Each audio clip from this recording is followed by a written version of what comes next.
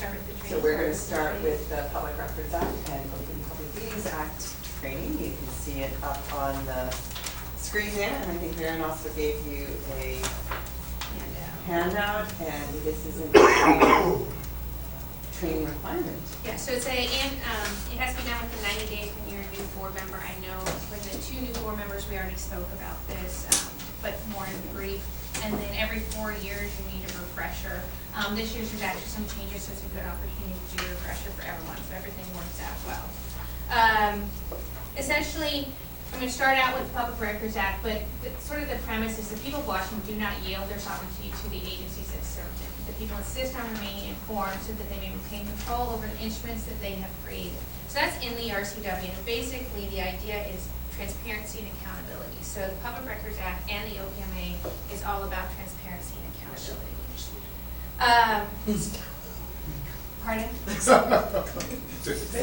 People who made the rules, it doesn't apply to.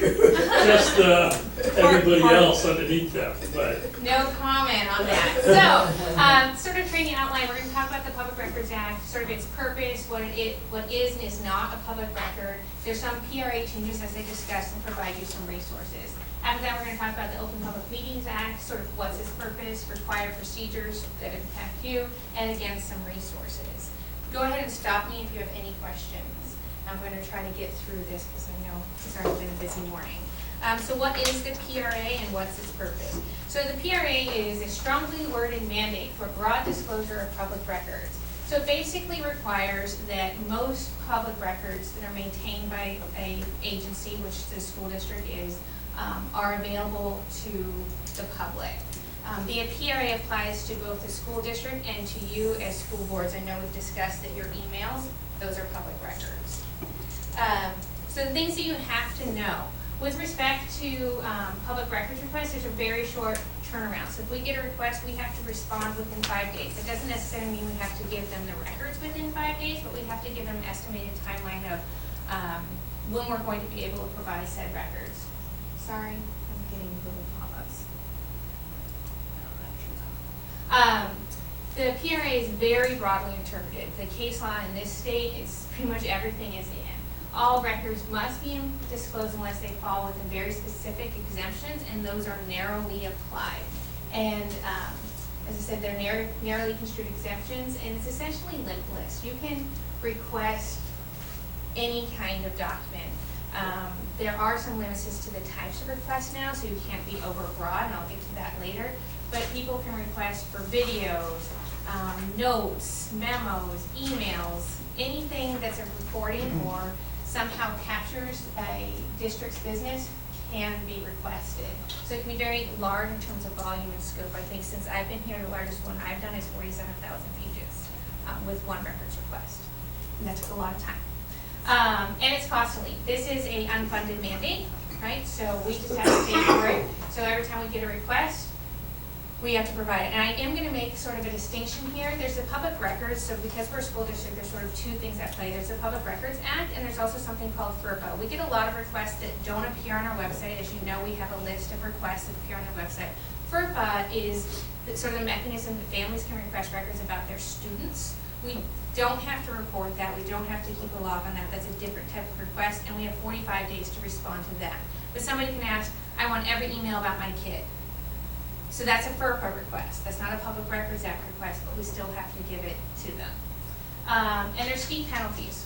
Okay? It is very costly if you do not comply with the Public Records Act. So just out of curiosity, is there 45 days response for FERPA and 5 days for public? Yes. And it's also different. So under the Public Records Act, you have to give them the records. FERPA is your best effort. So it's a little bit harder. And onerous, the Public Records Act. is there a reason this PowerPoint isn't up on the agenda website? Because historically we haven't put them up as part of the training. I'm happy to provide it. I don't know. We can put it up after the meeting as well. Okay. So public records defined. And public records includes any writing, that's a key thing, containing information relating to the conduct of government or the performance of any governmental or propriety function, prepared, owned, used, or retained. Those are the key things, prepared, owned, used, or retained by the district. Writing is pretty much everything, so that's handwriting, printing, video recording, any form of communication or representation, or a document that includes existing data. If you look in the lower red box, it highlights that effective July 23rd of 2017, records of certain volunteers are exempt from the definition of what is a public record. And the key thing to remember in that is it's only exempt if the record isn't otherwise required to be retained by the district. Because just because a volunteer handled it, because we do have a lot of volunteers in the district, that doesn't automatically make it exempt. It has to be something you otherwise don't have to keep. And then the question you have to ask is, are they serving in administrative capacity? Were they appointed to like a board or a commission or an internship for the district? And they can't have any supervisory role that's been assigned to them by the district. So as long as none of those things are applicable, then it's not a record. Does that make sense? And that is related to our policies on the score. Yeah. So that we will be changing our policies to reflect that. So moving on, this is just sort of, when people think of records, they traditionally think of writings. They think of letters, contracts, calendars, and they don't think of, and now they do think of emails, but they think less about social media, text, website addresses. Metadata also counts as a public record. Presentation, Word documents, and internet history can count. It's anything that's used by the district. So it was 5 days to respond to the records request? yeah. The Estimated response could production. be that we need more time because it's so extensive, right? Right, so I have 5 days to give an estimate, because I'm your public records officer. So I have 5 days to say, I anticipate that I'll be able to respond within 9 months. I mean, 47,000 pages doesn't get ready in 5 days, because I have to bind them and then apply redactions as allowed. And actually, in the district, we have a lot of redactions because of personally identifying information. So Is this there was, an outside time limit though on those? no, it has to be It's just reasonable. reasonable. I mean, if you, Reasonable we for try to be as reasonable responsive petition. as possible. Okay. So this was raised in our sort of, when we talked earlier, is if you're on your personal phone or computer, it's still a public record, okay? In this is a 2015 case. The Washington State Supreme Court unanimously held that a public employee's work-related text messages sent and received on a private cell phone were a public record. So the question isn't where was it created or made. The question is, is it being used? And why was it created? Is it school district business? So again, that's what I just said. And it's not how it's stored. So just because it's on your personal device, that doesn't protect it. But just because you use your personal device to also send school district business, that doesn't mean everything on your device is the school district record. That's why you can have your Gmail app, but we want all your school district business to only be done with your school district email. So just to reemphasize, that means that in some cases, public records can be held by the district, so individuals working for the district or the board, or entities working with the district. So sometimes agencies or contracts we have, they have public records. So most of our contracts, if not all, include a provision that they'll comply if we get a public records request. So if you created a public record, now what? As soon as you create one, the retention requirements are triggered. So the district needs to be able to retrieve and search your records to respond to public records requests. Again, that's why we want you to use your school board emails, because those are appropriately archived and we can search them when we do get requests. The records retention requirements depend on the subject, not form of the writing. It's not, emails are kept for 6 years. It has to do with what's the content of the writing. So for school board meetings, minutes, recordings, etc., that's 6 years after the 6 years after the date of creation. 6 calendar years, not school years. I try to emphasize that. Your communications are generally actually only 2 as board members, but it's different for Donna and myself for 6. If you want specific to the school board, there's a website there, and I cite you to the 2 pages that are applicable for you. Common exemptions, I know I was asked that when we were talking. Things like student records, attorney-client privilege, attorney-client work product, public employee applications, their personal information, so like our teachers' cell phones or your cell phones, if for some reason you provided a cell phone and an email, I would redact that out. If it's your personal cell phone, but you don't have work ones.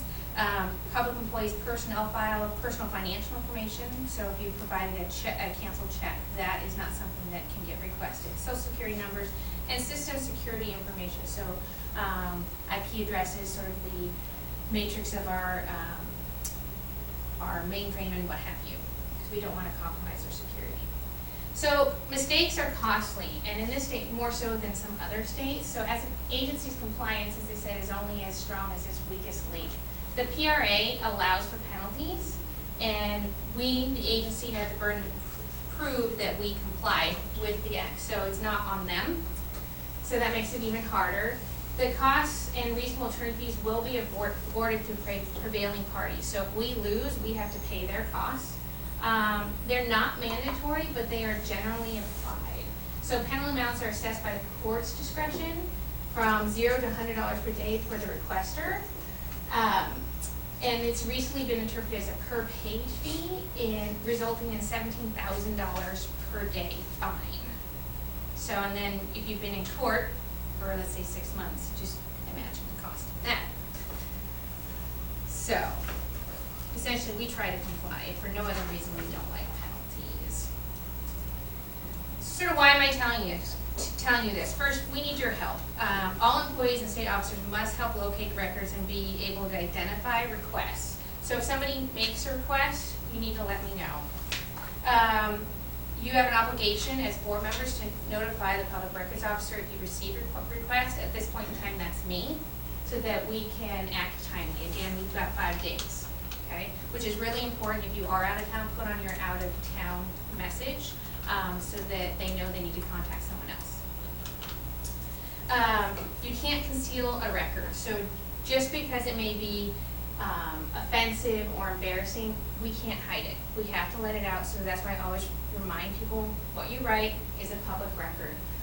And there are real penalties if you do try to conceal it. I know none of you would do that. Your emails and texts related to board business are public records, so be aware of that when you're writing. And continue to use your district email for school board business.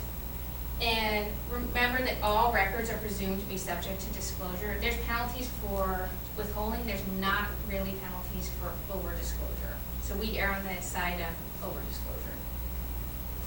Well, there is a penalty for over-disclosure, right? If it's personal. Personal information and all that, and then attorney-privileged information. I mean, there's has a all these consequence. penalties for over-disclosure, right?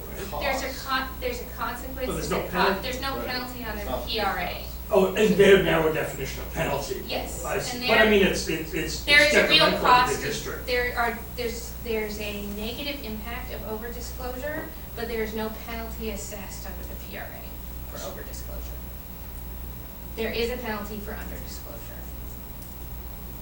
And there are penalties under FERPA if you release student information, but it's entirely different act. So it's specific to that act, yeah. So question, so if, I don't know how often you get these requests, do we see them, or do you just search our emails and we're oblivious to it? We just search your emails. And do you ever send an email to us saying, hey, can you, you're just assuming all our files are emails? Which is the best It would depend on, so the best practice would be, again, to use your emails. I would contact you if it was a subject matter where I thought you may have been sending texts or something of that nature. Or if we had any hard copies or notes or. Right, but I haven't gotten a request that would make me think that I needed to contact you in that manner. New PRA procedures, so this is under the House Bill 1594 and 1595. I also gave cites to the RCW. Basically, the changes have to do with format. Now, there's no official format. Anybody can make a request to anybody in the district, anybody employed in the district, and that includes you. It doesn't have to be a specific form. We can recommend that they use a form and use a specific email account. So we have MISD public records at mercerhindschools.org. That's our preference. And they can make requests, but only during normal business hours. So if they're randomly making a request of you at 10 o'clock at night, you can defer them and say, come back in the morning. So it has to be identifiable. This is actually a really good change. They have to be an identifiable record. Requests for all or substantially all records of an agency are not valid. So you can't say, I want everything that you've made in 2017, because agencies were getting requests like that. Bot requests. So agencies may deny what they think are bot requests, which are defined as multiple requests within a 24-hour period, if the agency establishes that responding to the multiple requests will interfere with the essential function of the agencies. So we have been fortunate because we have not gotten this, but other school districts have and other agencies have, where essentially they'll get 30 requests in one day from theoretically different people, slightly different, but they believe they're automated, right? And it just grinds to a halt, the agency. You've probably seen that, because I know I don't deal with it. you don't do that, yeah. But anyway, there's someone in your organization. There's who someone who does. basically is the 2 full-time jobs now that we pay for Yeah, instead well, in a of. lot of school districts, they have like one full-time person, that's all they do, is public records. So we've also had kids do this, right?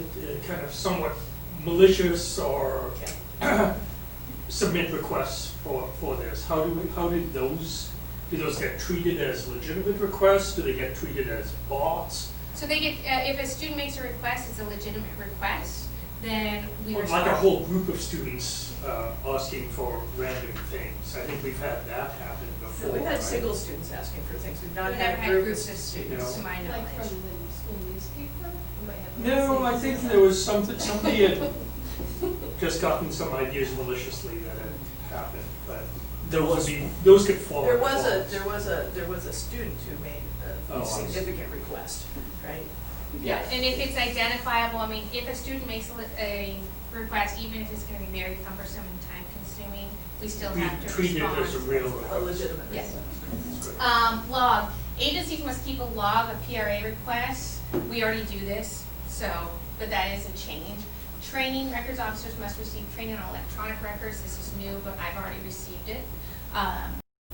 So reporting, if we have, if our costs for responding to PRA requests exceeds $100,000 a year, there's now a new requirement that we have to report on 17 indicators to the Joint Legislative Audit and Review Committee. That's effective just this year. I don't know where we're gonna end up on that. We have had years where it's been much higher than 100,000, so we'll see where we end up. So we might be having to make a report. And the reporting is awkward, time consuming, but the point is they're trying to figure out how much this really costs. Nobody even knows, because not only is it my time, but I'm going to Andrews to get him to full-time. It's just difficult to calculate. Copy fees. There have been pretty significant changes to the allowable fees under the PRA. Those have to do with physical hard copies, as well as now we're able to charge for scanning. So there's more information on that, and we'll be updating our procedure to align with that.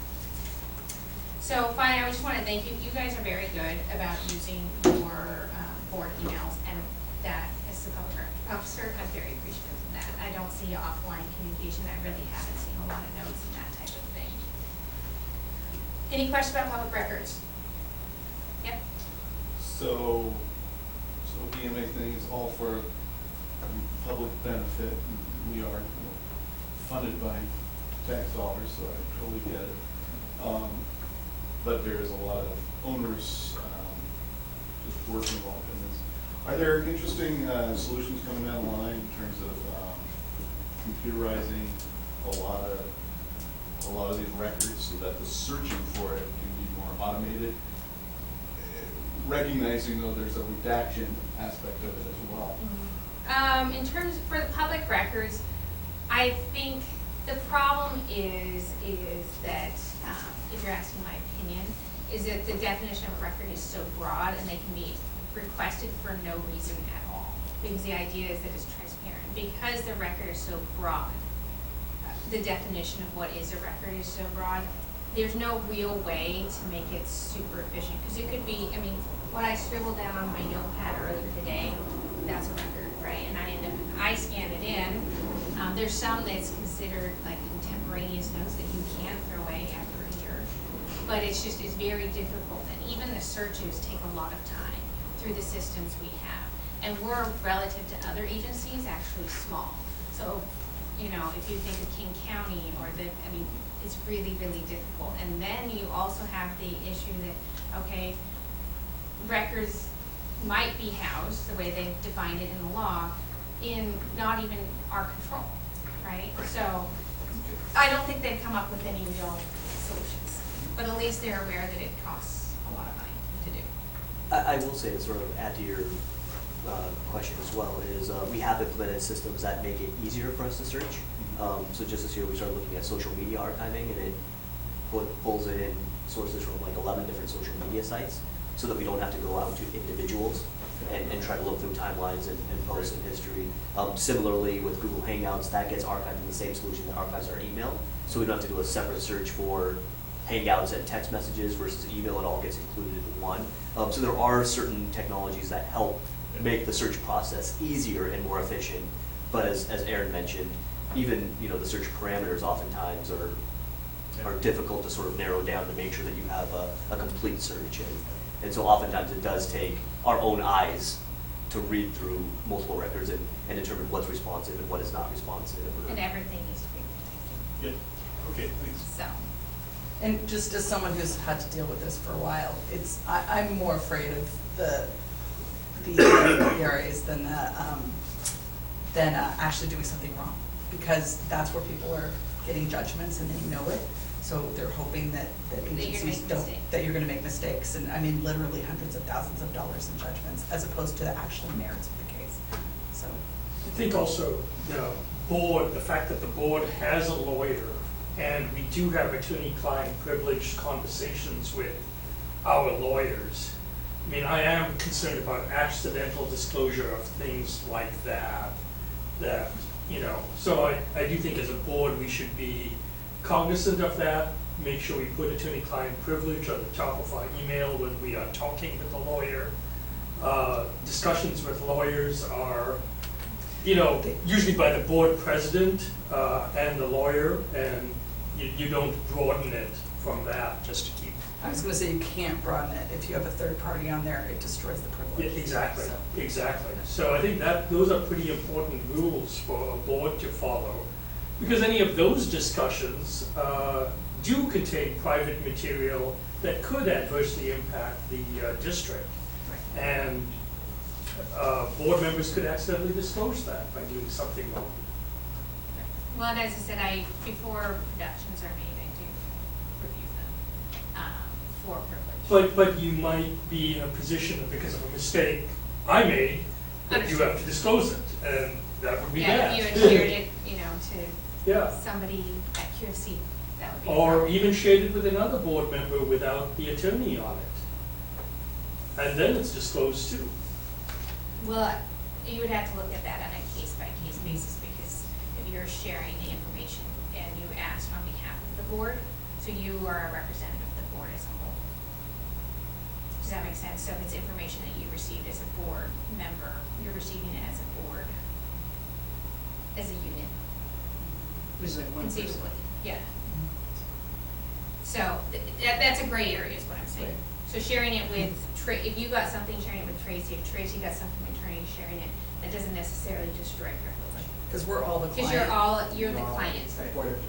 It's anyone outside of the client. But if you And were the then attorney. to talk about it with somebody else, let's say Andrew, no offense, Andrew, about it, or some random person at the grocery store, you've just destroyed privilege, so I'd have to release it. Okay. So, I don't know if that helps clarify. Any other questions? All right. Open Public Meetings Act. So the OPMA was passed in 1971 here in this state. There are meeting requirements which were passed separately. You can find those in RCW 4232. And it applies to all multi-member public agency boards and commissions, governing bodies and their committees. So it doesn't apply to courts and legislature, but all you need to know is it applies to you. School board meetings. Meetings are presumed to be open. Closing a meeting or part of a meeting must be allowed by law, and in most cases, the reason for doing so must be announced. Just for clarification, a meeting occurs when there's a quorum defined as a majority of a school board gathers with the collective intent of transacting the governing body's business. Meetings can occur in person, by phone, email, or other form of electronic media. So if you get together on a Zoom meeting, that's still a meeting. Just because you're not in a physical place together, you can still be having a meeting. Or if you all get on a call, that could still be a board meeting. So just be sensitive to that when you're making like multi-person phone calls. The OPMA meeting requirements, it's gavel to gavel. You have to notice the meeting, there's agenda, there's publication of materials and minutes, and you can find the requirements in RCW 4230070. This, again, stop me if you have any questions. Just going through pretty quickly because like I said, we covered a lot of this already. So sort of more on the nuts and bolts. Again, all meetings must be open to the public except authorized executive sessions. Meetings where the agency business is received, discussed, and/or acted upon must include a quorum, which again is the majority, with the exception of emergency special meetings. So that's if the volcano has gone off or there's a massive flood. All meetings must be noticed and specify time, place, and business to be transacted. You can have a meeting in case of emergency. Those don't happen often, and you don't need to worry about notice requirements if that's the case. Yep. I don't see exempt meetings on there. Does that just fall under the general executive sessions? Or Yeah. is there exempt? Well, because they're exempt meetings, so they're exempt from the OPMA. So they're not, That's what exempt. the OPMA doesn't apply. Okay. So does that help? Yeah. Okay. Agendas for the regular meeting must be available at least 24 hours before the published start time. There can't be any changes within that 24 hours. So if you do notice an error and you want to make a change, you would then have to do it at the meeting. The agenda would have to stay the same, but you'd have to say there was a slight error and discuss it at the meeting. So we did have a requirement around posting this to the Mercer Island Reporter or sending it to the Mercer Island Reporter for some reason. That was held to task last year. I don't see that listed there. So it's the notice requirements. You have to notice the community. So that's part of the notice. So is that, we should be, maybe our board policy should be specific about what that means. Okay. I don't think we are today, because we've got one notice which is put it up on board docs on the website. Another possible notice is the email Kendall sends out, and then To us, which that's to the board members. I thought Not she the had whole a community list as well. Does she have a community list? I Yeah, don't she know. does, yeah. Yeah. I'm not on Yes, this. yes. And then the third one was, We posted in the. we put it in the reporter, and I don't even think it had to be printed in the reporter, it had to be emailed to the reporter. So, and they may or may, it's at their discretion whether they print it. So I'd love for us to be clear on that, especially because board members, me in particular, have been called to task for not following those rules. And when they're unpublished, I think it's an unfair thing to do. So What's not when published? the rules aren't published Okay. in board policy. Now, I get it won't be published in the RCW, but we should have an equivalent policy Okay. which is specific to our operations. Right, I think without looking at our exact policy, I think that Oh, it's not there. Yeah. but as it, all notice requirements have to be comply with the OPMA, which is why we do. And I think it's great. It just needs to be In our policy. in our policy and specific, so we don't accidentally run afoul. No problem. But just remember, the more specific you are, the more trouble you can get into if there's a mistake. I appreciate that, and I think the opposite happens too, is that suddenly a meeting is being held because something wasn't done, and it's arbitrary when it is called out. And especially for our local policies, it should be few and specific. I get the RCW, just as reporting, but if we want to hold board members accountable to something, it should be few and specific. Well, I can look at the policy. Yeah, Yeah, great, there's a thank you. Policy 1400, I'm looking for, there's some pretty explicit stuff on there that maybe we can look at that and see. Yeah. I'll just revisit it to make Yeah. sure that it is as clear as possible. But there are different, the key thing to know is that there are notice requirements. We meet those notice requirements. The only situation where you don't have a notice requirement would be an emergency situation or some sort of situation where the OPMA doesn't apply, which would be exempt. Action at meetings. Action is defined as the transaction of official business, that's including receipt of public testimony, deliberation, discussion, consideration, review, evaluation, final actions. No legal action can be taken outside of a public meeting. So if you want to take action, it has to be done in public. Executive sessions. You can meet in an executive or closed session, but only for one of the reasons specified in RCW 42.30.110, there's a whole list, and only during a regular or special meeting. And we've had a couple of those, as you know. Before you can convene in an executive session, the presiding officer, which I think would generally be you at this point, Tracy, must publicly announce the executive session to those attending the meeting by saying two things: the purpose of the session and the time when the executive session will end. This time can later be extended if you wind up going over, but you have to have a good faith estimate. Common reasons for executive sessions: discuss with legal counsel representing the district or board matters related to district enforcement actions, or to discuss pending litigation or potential litigation, or to receive and evaluate complaints or charges brought against a public officer or employee, or to review the performance of a public employee. Those are the ones that you've typically used, or bargaining. Failure to comply. Any action taken at a meeting held in violation of the OPMA is null and void. So it's as if you didn't do anything. So there's really no point in not complying with the OPMA. Any member of a governing body who attends a meeting knowing that it violates the OPMA is subject to potential personal liability. So that is how it's written. So I just wanted to make you aware. And violation of the OPMA may result in fees and penalties assessed against the district. So it can get you in trouble and the district in trouble. Do you have any questions? All right, there's some resources there for you. I can collect your hands. I just put them there so you can follow through. Thank you for your time. And I will look at the policy. Any questions on either of these topics? Thank you. Thank you. This was Yeah, good. did I go quickly? I think I covered it.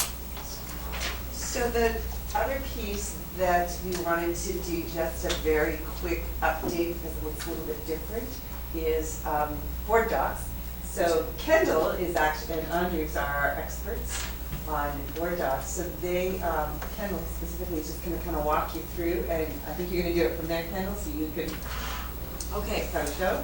Yeah, so this is, we're gonna take a little break from all our thinking and do a little fun hands-on. So Board Docs has a ton of attributes that I don't think you might be aware of. It's a great resource. It's not just our agenda publishing platform. So if you guys can, hopefully everyone's logged in, right? Andrews did that.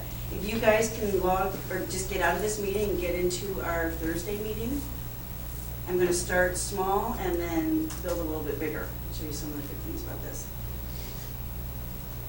So one change we are doing in our Thursday meeting, if you get into the agenda and go down to the consent agenda to minutes. In the past, in our transition into this, we've been posting draft minutes in a PDF for people to look at. But Board Docs has the function of viewing minutes in that top section of that page. So under, let me get there so you see it. I think we're all going to be there. But now we're not going to attach draft minutes because technically they should not be shown to the public until they're approved and official. So if you are right there, you can get in and see the draft minutes. And that enables you to look at them. We can edit them during the meeting if there's any changes. And then once they're approved, I go back and I release them to the public. So small little piece on that meeting. Now we're going to get into bigger, more fun things. Let's look at the tabs at the top. And have any of you been playing around with these tabs and looking at policies? If you get in there now. So this active, those are all our current policies, in the most updated form. Retired are either when they're no longer of use, or they've been revised substantially, that we actually place the revised old copy here in the retired category, and the new current one is active. And that satisfies some people if they want to go see what the policy used to look like. And you may find in the retired many versions of the same policy, and it's because they kept changing substantially. Thank you. I was just going through this yesterday. Were you? I was trying to find those model the policies funnel. and I couldn't find them. Yes, thank Yes. you.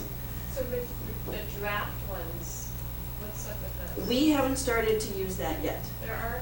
There are some that I some old. have been using and putting in, but that function is actually, when we get there, we can actually get board input on board policies when we're talking about them.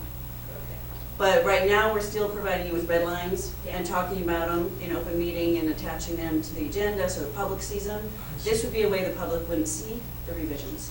So we're not quite sure if we're gonna go there, but Initially- that is a capacity. Yeah, initially when we launched Board Docs, they didn't have the ability to track changes nearly as well as it does in Word.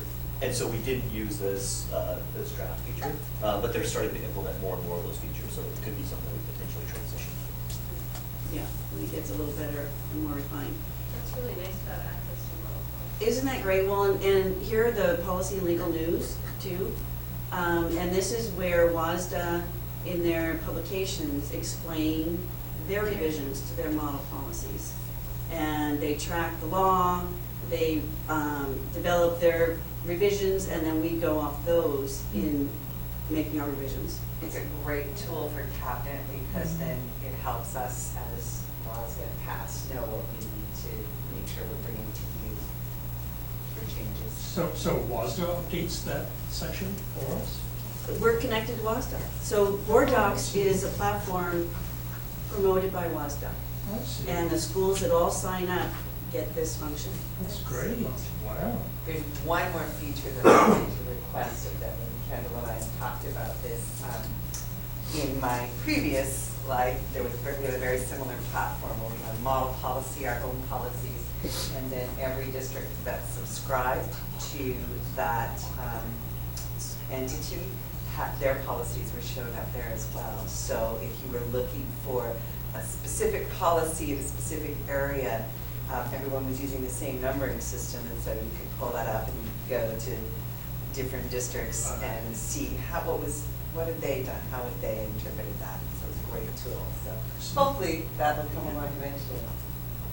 And just one more thing too in policies, when you're in there, just be careful you know what you're looking at. Yes. Because active right now, so if you look over in the book, it says administrative board policies. Those we know are the districts. When you get into model policies, you've got to look over at the book and make sure you know that you're now looking at WASDA, not ours. Because you can get in here and many of them are identical. You know, unless you read and you see Mercer Island, school district. But then you can also see it in the title. But just be careful because often we're looking at both at the same time. And I'll have Board Docs open on, in two screens. And any questions on the policy part? Did you want to answer? There is a way to search other Board Docs customers, clients, and see their policies. It's different from when you showed me the last time. Okay. So we'll show them next time? Or Yeah. do you- Yeah. Okay. All right, last thing, let's go over to library. How many of you have been playing around with our library? Okay.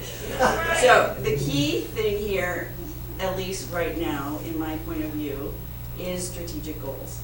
And we have put in all the policies that the board monitors, including the fundamentals and the OEs.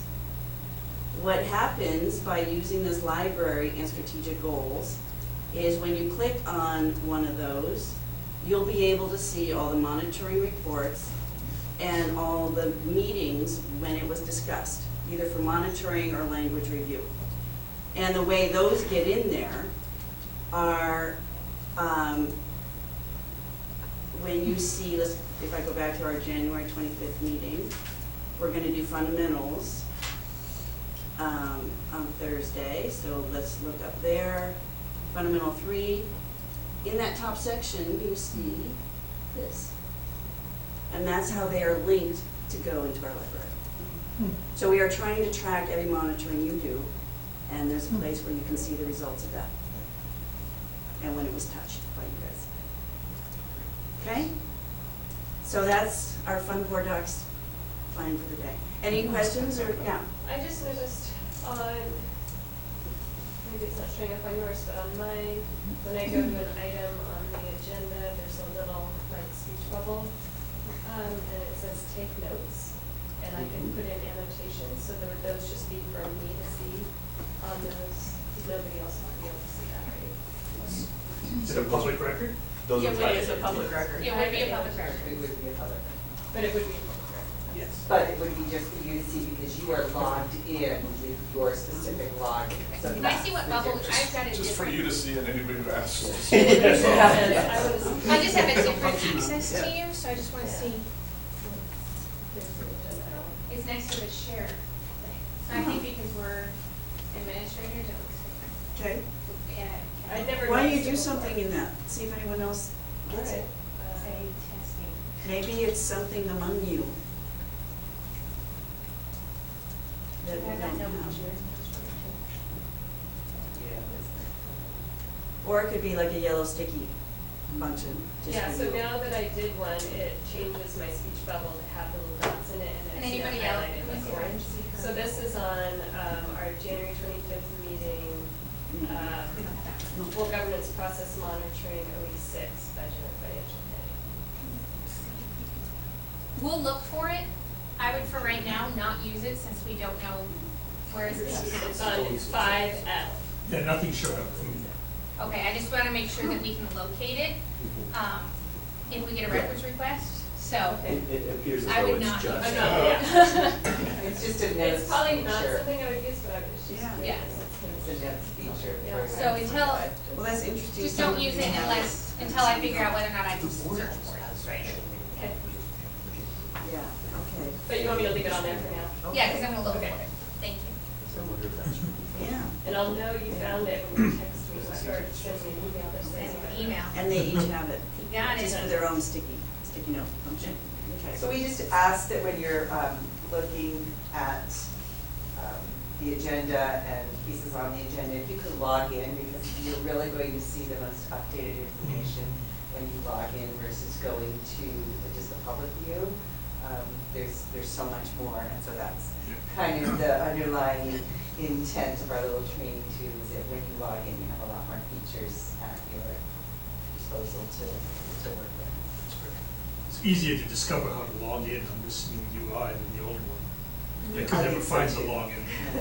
There wasn't a login, you had to know to go to boarddocs.com. Yeah. I see. And I Yeah, just so discovered they- that by accident by typing in Word docs. Yeah. Okay, anything else? I think you'll have Okay. to just give us a reminder to log into Board Docs a little bit. Yeah. that's So, great. you're welcome, so Thank that's you. it. Thank you. So now, I don't know if you want a little break before Harriet starts, but she's next. We might need 5 minutes to confer. Yeah. Take a little bio break and Refill the coffee. come back in 5 minutes.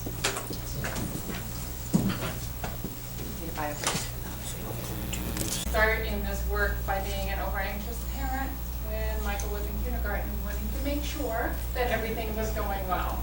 And I just gradually kind of moved through the system at the school level, the district level, the state level, and then got invited to do really fun, amazing work, working with educators and leaders at every level of the system, from literally the state house and national organizations down to the classroom teacher. So I've always been external. I've never been a teacher, and when I work with teachers, the first thing I say is, you need to know I can never do what you do. I probably have been in 2,000 classrooms. I mean, a lot of what I do is I work in classrooms with administrators and leaders to make sense of what's going on at that level, the most important level, where the teachers and kids are working with content together, right? And then seeing how that needs to inform every level of the system.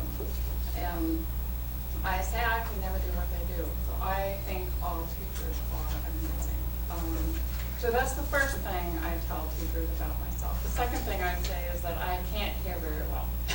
So I will tell you that as well. I am, my audiologist tells me I'm really, really, really profoundly hearing impaired. I have hearing aids. If you see me working on my phone, other than the timer, it is to adjust the volume and the kind of the scope of the room. And I apologize if it gets annoying, and you may see me really peering closely into your face to read your lips, and that's just the way it is. So, what else about myself? My practice right now is pretty evenly divided between senior leadership, superintendent leadership systems, school boards, and teacher learning networks. And then my other hat is I teach leadership to doctoral students for Northeastern University.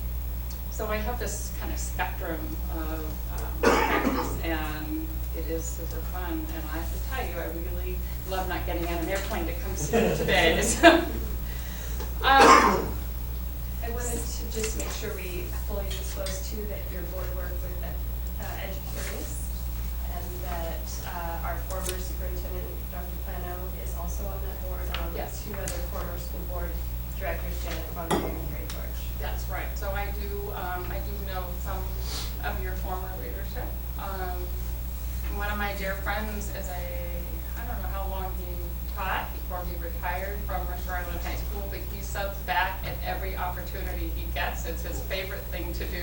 I mean, he's in his 70s, so your district has this beautiful reputation, and I'm really excited to be working with you. So. And just let me build on Tracy. I appreciate you mentioning that just because we're public elected, taxpayer dollars, the work that you're doing is coming here as a consultant to us. It's not reflective of the board work that you do with Educurious or the former board. You're coming here representing your own expertise to help kind of facilitate. Yes. Okay. So I wanted to be very transparent that I was on a board with them. I have not informed any of them that I am working with you. I don't know whether, it hasn't come up. And you don't have an obligation to be transparent with them. Pardon? You don't have an obligation to be transparent with them. I don't You feel have- that I do, But our focus as a board member at Educurious is to focus on that organization and as trustees to that.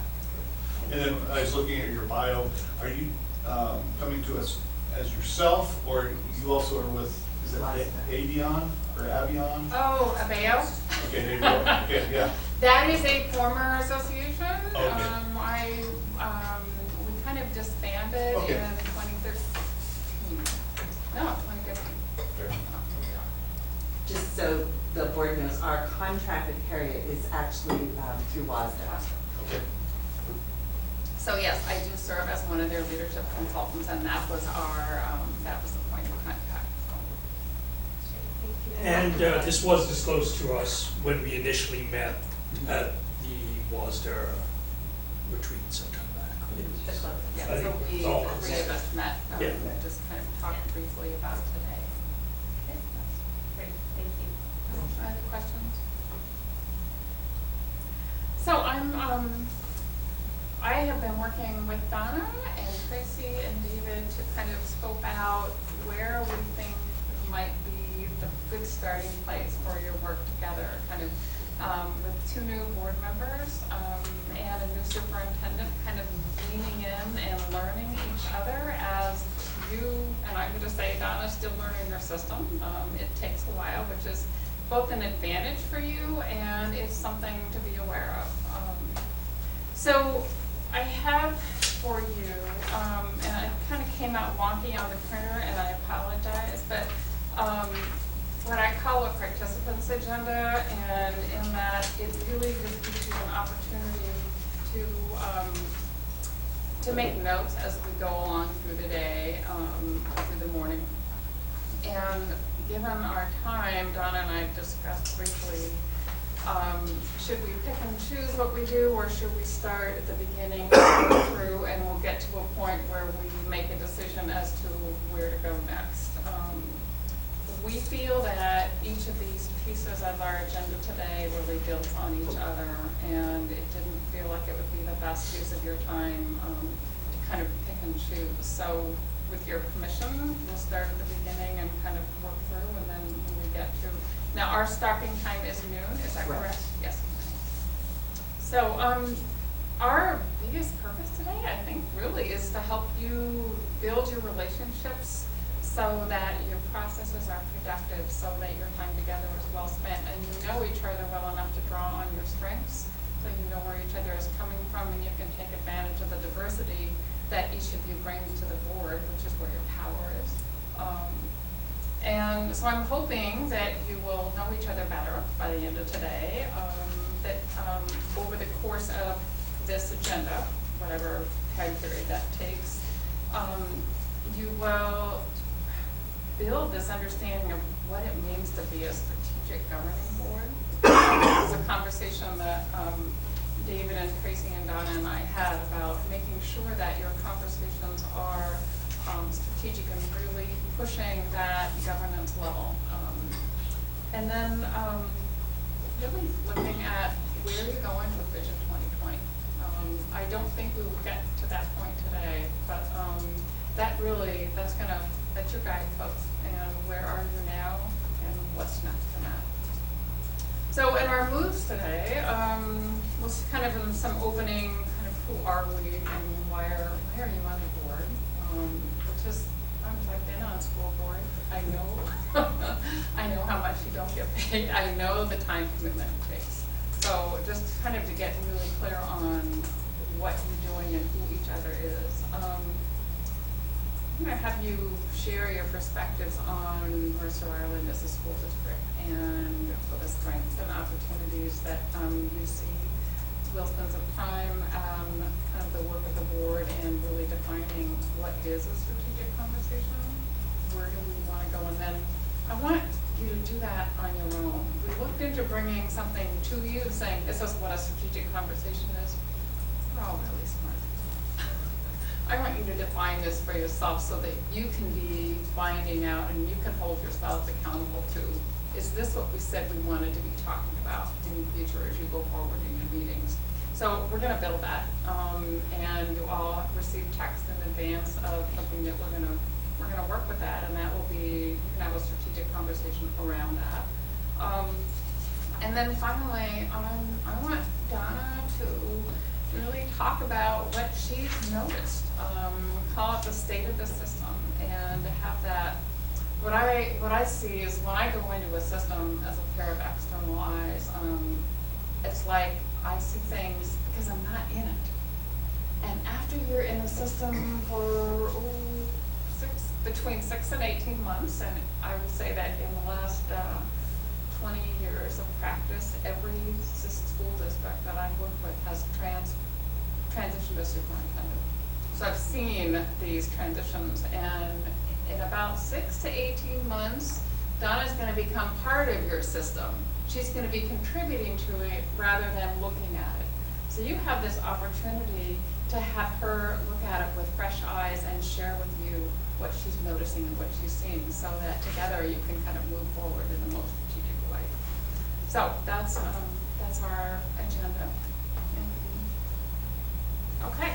Just a point of clarification. Yes. I think we're the board, Donna, Fred, and Jennifer, that's the participant group, right? That's the what? Participant group for this discussion. So, yes and no. I am having Fred and Jennifer here, and I'm really happy that I have my people. I met Jennifer in the stairs. I would like Donna to participate in the first conversation, and I would like the rest of the meeting to be the 5 of you. And they will be, except for the final piece where Donna will. And you will be learning with the board and from the board. But there is a, you guys as a team of 5 and 6 in and out like that need to be really tight together and need to know each other intimately. So I'd like, my plan was to have your conversations centered with each other. All And Aaron's playing the role of supervisor. Yes. right. And Erin. Yes. So will you be in? She's just, Erin's taking notes. Oh, awesome. Okay. Are there, does that feel all right? This Yeah, seems to just, be your if meeting, there's so- any other feedback from the board, any other, is this your expectation, Donna? Yes, and It we've is. actually had the conversation of Fred and Jennifer being observers, and certainly if we have any questions about our system, they will have answers for that. But as we're building through, who are we and why are we here, it really is about the board as a governance team, Okay. which pulls staff out. And I think at our last retreat, we had Fred was gracious enough to be a scribe on the tablet. If we're having this. Yeah. And if we need to pull things up, Okay. we'll help with that. Okay, thank you very much. Your technical. Yours might be better than mine. My wife. Sometimes it gets a little.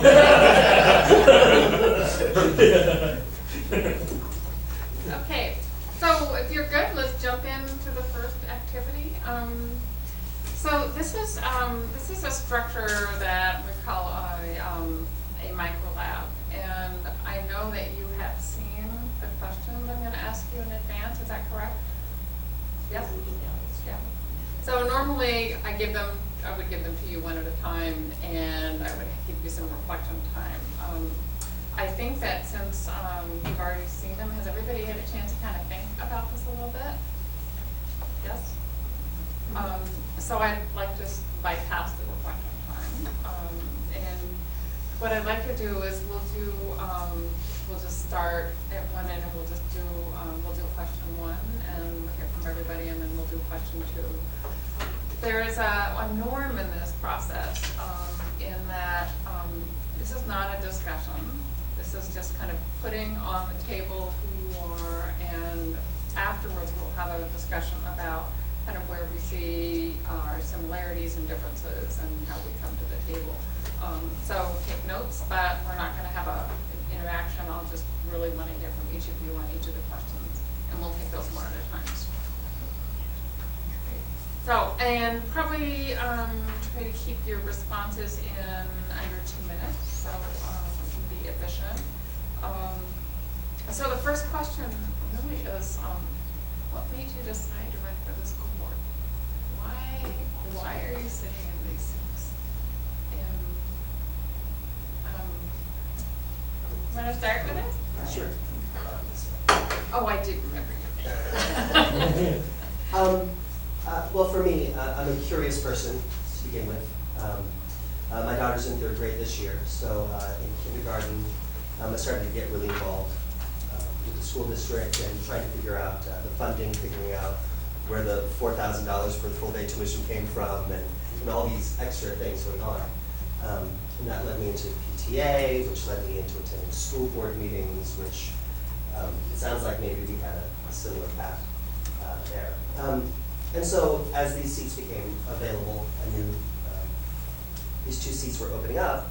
And so I looked at that as somebody who had really been involved for 2 years and really felt I had some depth involved with the different organizations, even though I'm fairly young as a resident on the island.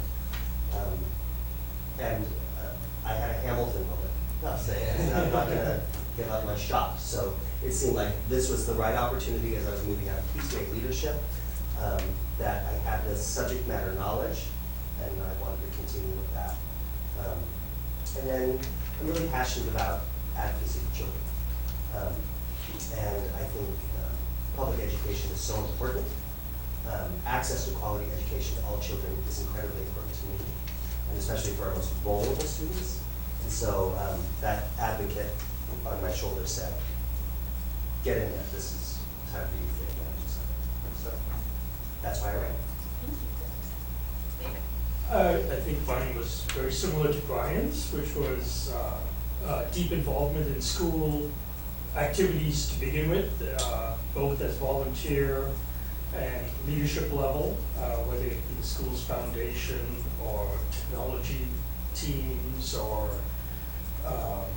advocacy for the CTE courses and the bonds and the advocacy as well. So I think from that volunteer aspect, thought about other ways to give back to the community. And school board seemed like a very encouraging, optimistic, relevant place to learn about. It's new for me. Professional knowledge and education. Wanted to see how it works and how citizens interact with government and public policy. So I said. Thank you. Then I'm gonna skip you from you last, Tracy. So my experience was a friend suggested it, and at first I said no.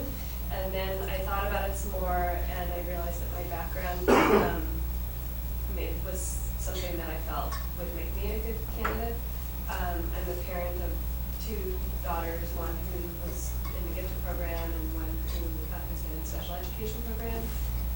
And I was a special ed para, and then I became a special ed teacher and a math teacher. And I worked in the school district for 4 years, and at the time had left that position and was doing my own tutoring business and educational consulting. And I had a master's in teaching from Seattle University. So also I've been very involved in my community, and I have a business background, business degree, and so I felt like that sort of balance were qualities that I would want to vote for. And so I put my hat in the ring, so to speak. Here we are. Why am I here? How did I get here? Why'd you decide to run first? Let's see, both my wife and I have PhDs in engineering, passionate lifelong learners, moved here for the schools, product of the schools, purposefully stayed out of the PTAs when my kids were very young, active volunteer, but did not want to get into politics, just wanted to get in there and volunteer with kids and help contribute to the great school district. Saw the bond project that was being teed up. There were a number of things that were wrong with it. I got 10. The public process, the facilitation, I won't go into it. It failed. It failed to even get 40% of the US vote. And at that point, I became pretty involved in terms of writing to the current board and to the superintendent, as well as with the citizen campaign to lead the next bond. So I think that's kind of how I ended up there. And why I'm here, just passionate about our school system, passionate about education, equity, not taking our public school system for granted, and being accountable to the public. Thank you. So I saw myself coming in, I decided to run because professionally I was kind of at a mid-career point. I'm a public defender. I've worked with kids for most of my career. And I was looking for something more. I felt I was feeling where I was always dealing with cleaning up the problems, which is kind of what I do, but I was looking for something more. I was looking for a more positive way to use my skills. And in working with so many kids, or kids for so long, I had experience working with them in all aspects of their life. So obviously a big chunk of that is schools. And so the highlights of my career has been working with my kid clients and their parents and their teachers and their social service providers. And and learning that and what we all know is there's so much more to students learning than English and social studies and science, than the core curriculum. That's not what makes them who they are. And so coming into this as a parent, I have a daughter in the school district, as I am also a graduate of Mercer Island School, all of the schools, 3 of the 5 at the time, elementary schools too. And then also as a member of the community. I just felt like having all of those things, I could bring something a little bit different. One thing that is a little bit different is I see working with kids in the greater King County population, and that as a community member and as a past student, we're very isolated. And there's a lot of assumptions made about our students and about our families that I know aren't true. And I want to make sure that we are able to serve them all, and not just the assumed typical Mercer Island, because there really isn't such a thing. But it's very much, well, all our kids come with this, and that doesn't happen. So I just felt like I could bring that experience and those skills and contribute to the board. Just a In the comment. spirit of open public meetings, I think we're supposed to make the Yeah, I'll order. give it. Oh, it is. It is open, yes. So Donna, my question for you is a little bit different. Just what brought you into education in the first place? So, I'm actually a kid of poverty and was the youngest of 4 and the first to go on to education beyond high school. So I went to community college first because obviously that's what I could afford. I've actually been offered a scholarship to Simon Fraser University, and not having avid and parents who knew how to navigate the system, turned it down. And I turned it down because Simon Fraser University at the time was a very young university and didn't have a music program. And I was passionate about music and knew I wanted to do a music degree, so I went to Douglas College, which is in New Westminster, and then transferred to University of British Columbia, where I finished my degree. And then had my parents, who were not college graduates, in fact, my father had no more than a 6th grade education, look at me and say, well, now what are you going to do? Right? Because the deal was, if you were going to school, you could live at home, you were board free. So I took the law school entrance exam. I was going to go to law school. And then I started calculating the dollars and the time, and went, I can't do this for 3 more years. Now what am I going to do? I had a lot of friends from music who were going into teaching and into the education program. I'll do that. That'll be a fun thing to do for a few years while I figure out where I'm going to go next. So in Canada, in your education program, you are almost within the first 3 weeks put into classrooms. And so the first month, I go into a 1-2 combination class in Port Coquitlam, and I was hooked. And I went home that night, and I was still living at home because I was going to school. And my parents were like, how was it? And I said, I found what I'm supposed to do. So 32 years later, I'm still loving every minute of education and am an absolute advocate for public education. It is the change agent for every kid. Thank you. Okay, so next question. And I'm going to start the time with David. What makes Why are you here? Huh? What will it take to make sure that your time spent on this board is a good use of your time? I think the biggest thing outside of, I think there's one aspect which is keeping the schools high performing as they are, but I think the most important thing is to see how we evolve our schools to make them more 21st century or even 22nd century. How do we evolve education in a community like ours, which does have, as a community, I appreciate not as individuals, but as a community, but virtually unlimited resources. And how do we have the best schools in the state that deliver an education to each and every child, and how are we staying current and evolving to make that happen? Thank you. Tracy? For me, the overall theme of that question is mutual respect. So if I feel like I'm being respected, like a lot of people will say to me, oh, that's a thankless job being on the school board, and I'm thinking, no, I get thanked all the time. I feel like the respect for our roles in our community is really high. But there's The other side of it is that we respect each and every student, we respect our families, we respect our staff, and all of the staff. And that we get respect from our state for what we're doing, and that we get respect through dollars for our funding.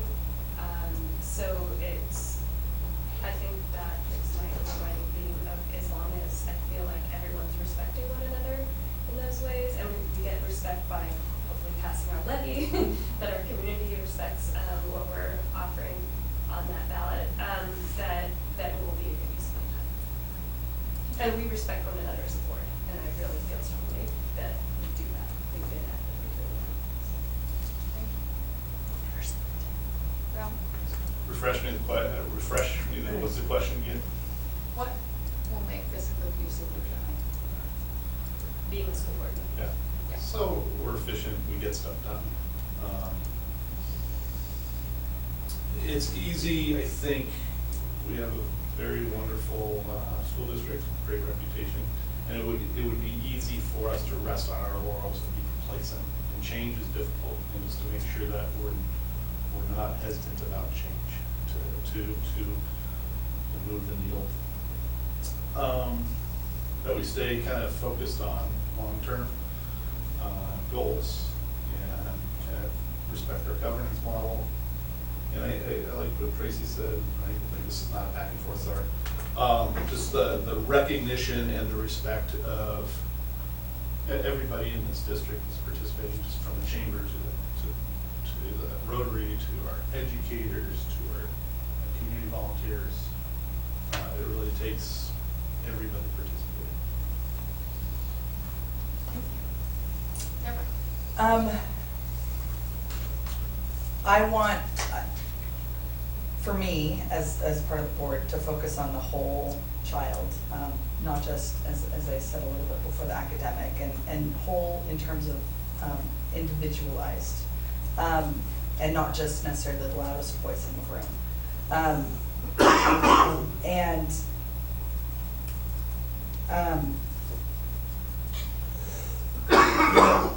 It's a little bit what I said before, academics are important, obviously they have to be number one, but no one's going through life saying, I rocked sophomore science. I mean, that's not what makes them them. So I think I want to be a part of making sure that we have opportunities where our students can become the best person they want to be.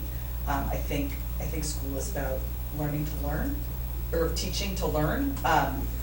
And so I felt like that was something missing for me when I graduated, and I got a fantastic education, there's no question, but I didn't know how to think. And I want students to have a different experience than I had in terms of like thinking, what do you do with the information that you're gaining? What I wrote, change is hard, and you know, it takes a lot of work to make change. And I definitely want to be an active board, not passive, in terms of challenging us to continue. We have such an amazing foundation that it really can't go wrong. But in fact, I think that makes the challenge even harder, because there's so many things we want to do and that our students deserve, that I want to make sure that we're doing, and not just letting status quo, which is amazing for me. All of you. Are you good? Um, Get you right in the middle of coffee fit. Sorry. I'm on day 5 of this, whatever it is, so. Lasts longer than 5 days. For me, what's gonna make this feel like a productive time in my life? It's a 4-year commitment. Some of the things leading are integrity and respect. That the 5 of us work together, trusting each other's best intent, and allowing each other a chance to explore and be curious and ask questions in a mindful way.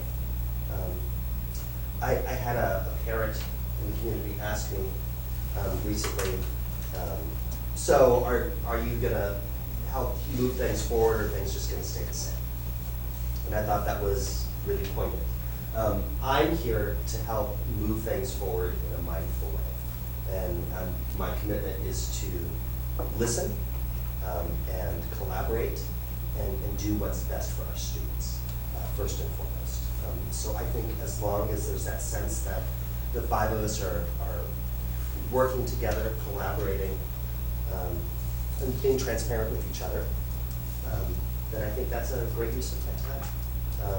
And as long as we're always improving our processes and closing those gaps, success gaps, and closing the gaps to resources for our most vulnerable students, as long as we're always moving in that direction, then I think it's some of the best work that we can be doing. So that's where I'm coming from. So, Donna, my question for you is, what keeps you coming back? Kids. It's one reason, it's kids. I have a husband who's not an educator, and we have been married for 30 years, so he has been on this journey with me through all my different roles in education. I'm kind of sad to say that I'm now at a point when I've actually been an administrator longer than I was a teacher. But every day of administration, when I come home and I'm either quiet or grumpy, he looks at me, and either at that point or the next day, as I'm going out the door, will say, "Go see a kid today." It is what makes this work important, and it's fabulous that we're so close to kids who are here on this campus. So that's what we do as a teacher.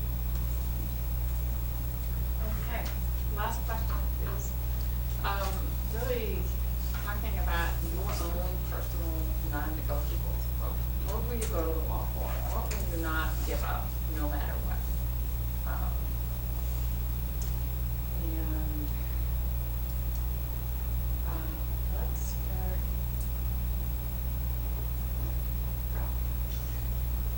Non-negotiables. Equity and opportunities for all students.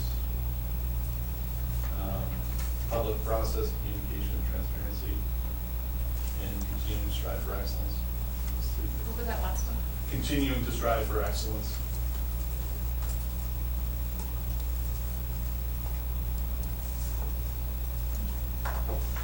Let's go this way, Tracy. I agree with all of that. My big passions are special education, helping those that are most vulnerable, the arts, and social emotional health, mental health issues.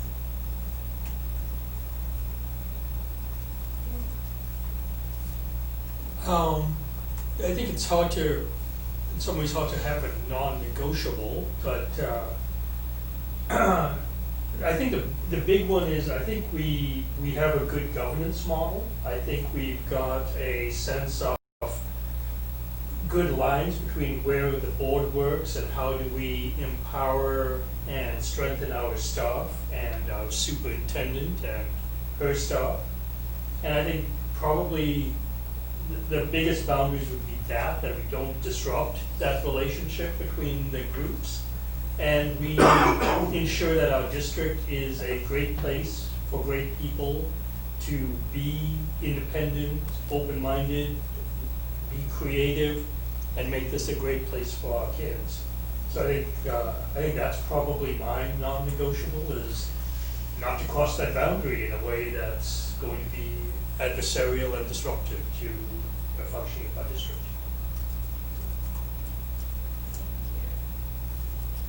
Right. If I place myself in the center of a spectrum, and I look in two different directions as to what those stop points for me are. One side is falls into social emotional learning, the mental and physical well-being of the children, and access to a quality education. So I'm going to go to the wall and fight for that for children.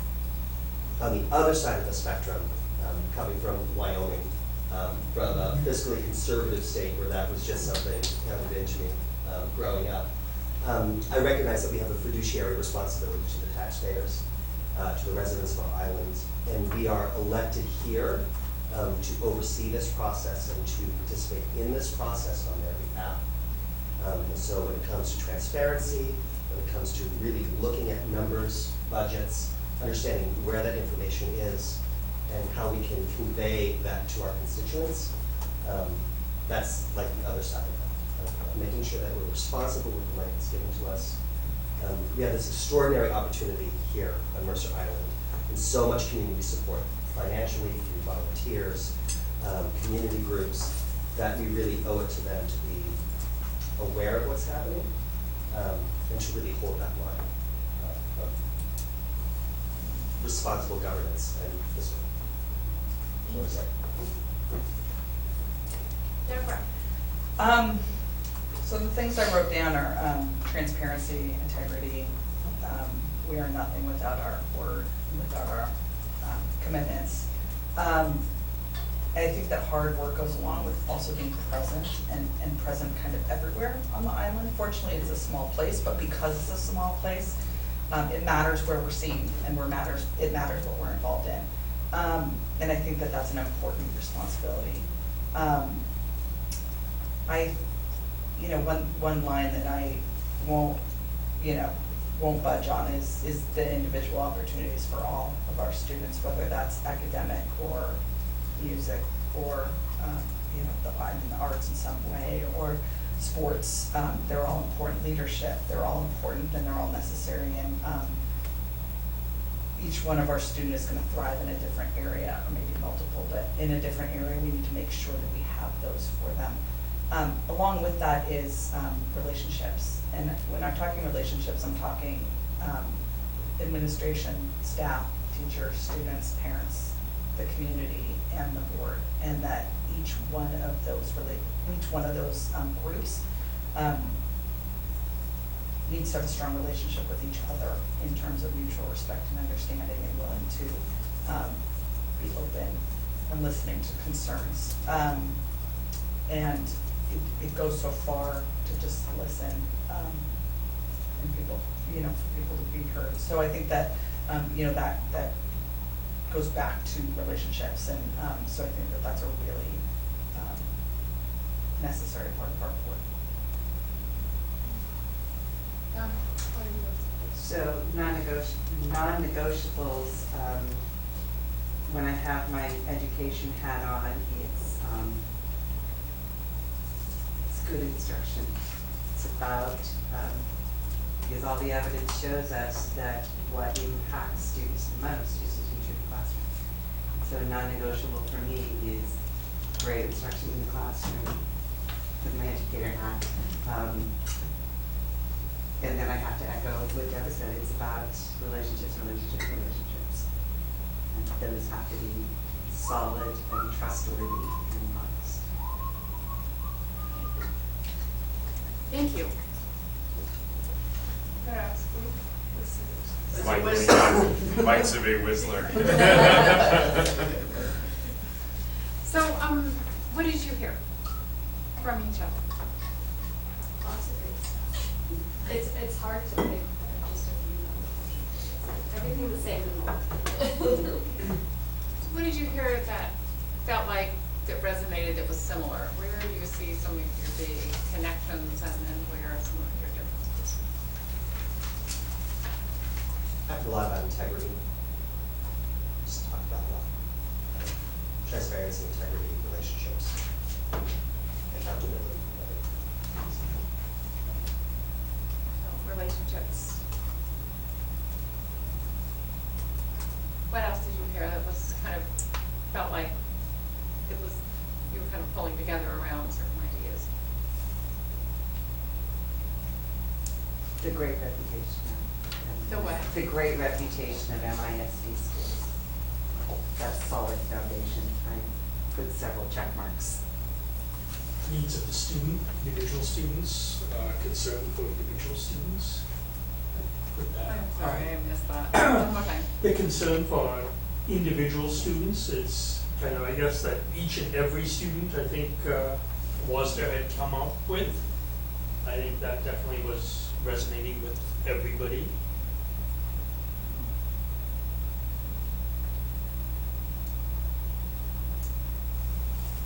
What you said. Anything else jump out at you?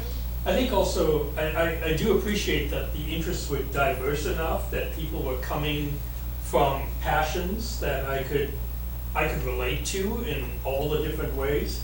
So, you know, if I was pulled in a direction for any one of these passions, I could see moving in that way and not being upset about it. They weren't So, incompatible. They weren't Right, incompatible, and yeah. there was nothing I heard someone else mention that I didn't agree with. Like Yeah. everything everybody said was valid and wonderful, and oh yeah, me too. That's, You know. Donna, what's your notice? A couple of things that I noticed were, the desire to not want to be hesitant about change. And focusing on term goals. So balancing that great foundation with future change. I hadn't heard 20 seconds, and so that was new, but I have that kind of front and center. I also think, just looking at our fundamentals, we all pulled from our fundamentals, whether intentionally or unintentionally, that it's all in line with what we already have established in our fundamentals of Vision 2020.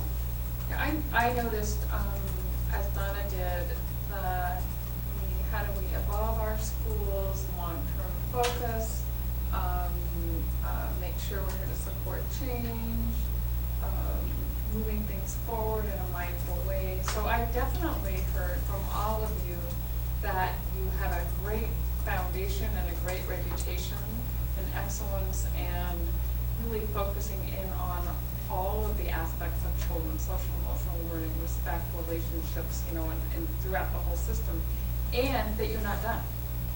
I mean, that seemed to come out very clearly from all of you. So, awesome. I think one thing that I also thought of in hearing at least two people talk about how change is hard, and I agree with that statement, but at the same time, if we were just to maintain the status quo, like you mentioned, somebody saying everything's just gonna stay the same, I think staying the same is a lot harder than change. Like, there's gonna be changes that come at us whether we like it or not, that we have to respond to, but we also need to be visionary and looking forward and strategically plan for our future, because just staying the same isn't good enough. So change is gonna happen, and the question is, who guides it? And are you steering And how that much in change? front of it can we be, yeah. No, and that might be, I mean, as people are thinking about, we talk about being strategic, being visionary, it's like, how do we look ahead? How are we looking realistically at our excellence and assessing that in terms of where we think kids need to go next? And your comment, Deborah, was interesting about that you had an excellent education, and yet you learned to think when you got out. So that really struck me as a successful product. I don't know, it's not very good to be, but that was a really interesting comment. And it makes me wonder about where the school system is now in with that kind of lens. So just got my question. Anything else on that? Things you kind of learned about each other, or this is supposed to be a starting point, and I know you all have worked at we've had a couple meetings together, correct? And you have. They all went to the Boston conference together, so there was some That's time right. there getting to know each other as well. And you've eaten together, that helps. And I think Deborah and Brian have the advantage of your three colleagues, and everybody else know a lot about you because you've just been very public. But maybe more so, you guys haven't, when did you run? 3 years ago? 2015. Yeah. So 2 years and some months. Yes, and I would imagine that all because that does. Matured. Yeah. Evolved, matured. Well, you know, you're never the same from one meeting to the next, because everything we learn, we become different, we kind of, but. So, well, I'm interested in taking that platform and really thinking about where you see the district right now. So let's move on to thinking about our strengths, opportunities, and priorities, and that really is our next bucket of work today. Looking at the time, my watch, it's not my dog, unplugged my watch. 10 minutes, right? So I may be doing this more frequently than normal, so. What I want to do is really let you think, Brian, I'm going to do some thinking time. But the first thing I want you to be thinking about is strengths. Where are we strong right now? And so I'm throwing some stickies out. This is going to be a brainstorm activity, and I have stickies for, pass them around. I also have Sharpies. And use these because they're just a little thicker, and I'm going to have you do an affinity protocol after this where you're organizing them.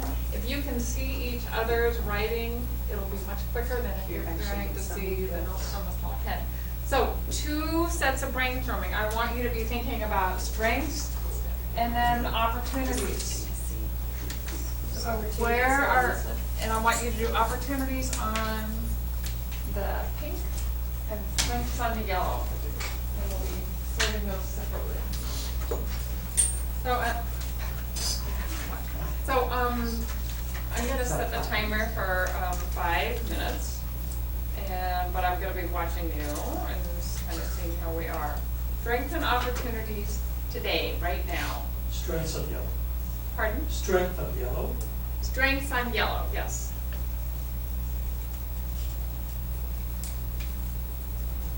Fred is anticipating your next move, right? Pardon? Fred is anticipating your next move.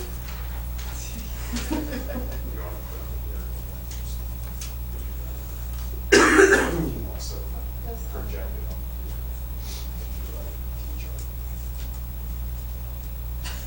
and we can do a T-chart and project it on here, scribe or the.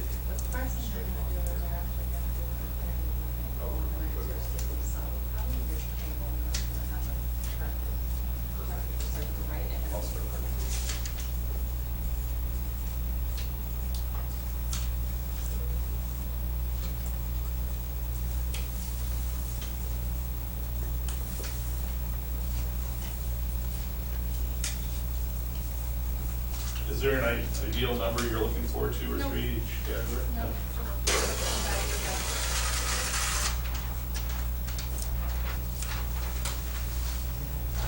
So use your time wisely.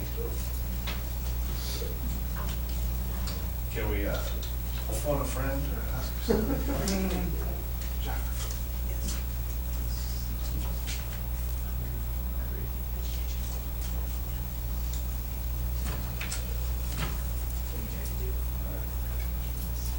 Try to get us more light.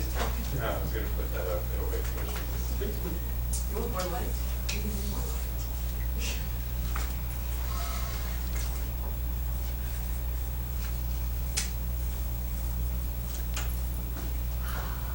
I didn't know that. I thought it was just dark in here.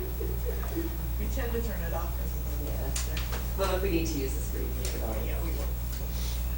I like you though. I like it.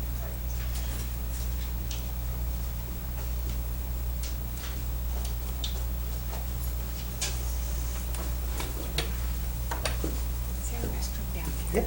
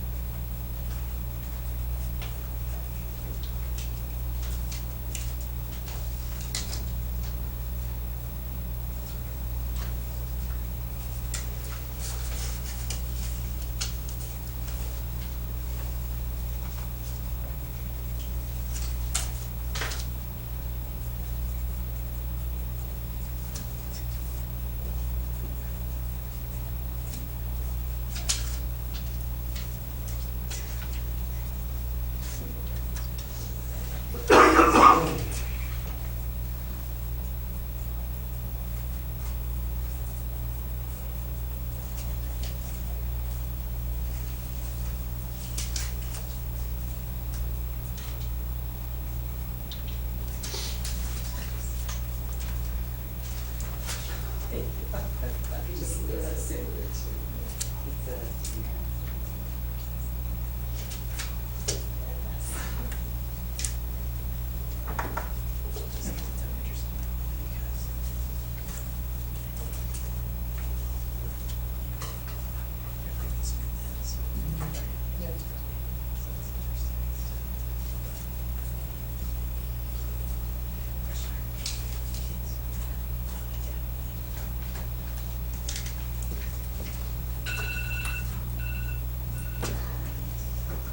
Then get up and move since it's a little bit chilly in here.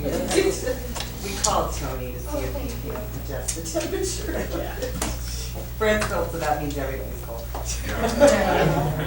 have hand warmers. So you guys feel like you had a good stopping point? I could go on, but yeah, let's stop. So here's what we're gonna do with these. Let's kind of look on this side of the table and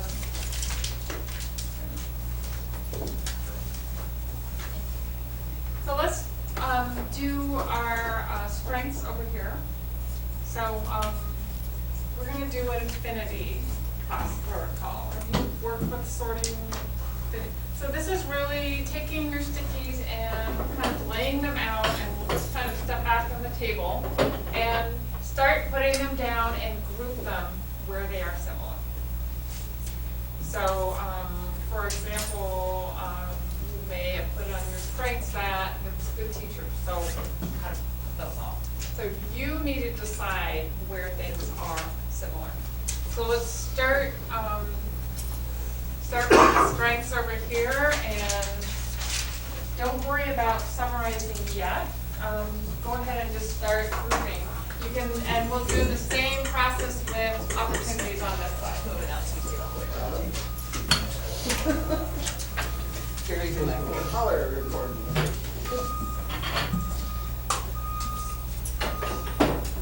You're supposed to group all yours in one pile. This is a group task.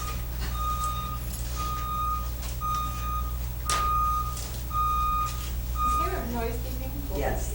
That's not me. No. Someone backing up. Try backing up. I know, it's weird, and I have the mic, I have my.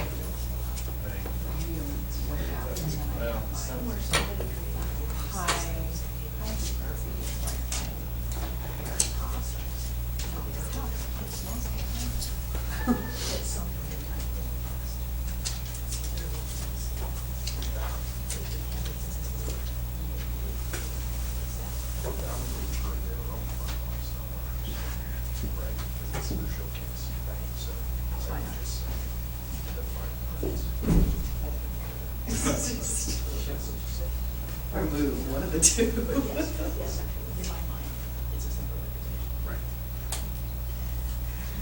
it's whatever available to you on any from the student perspective.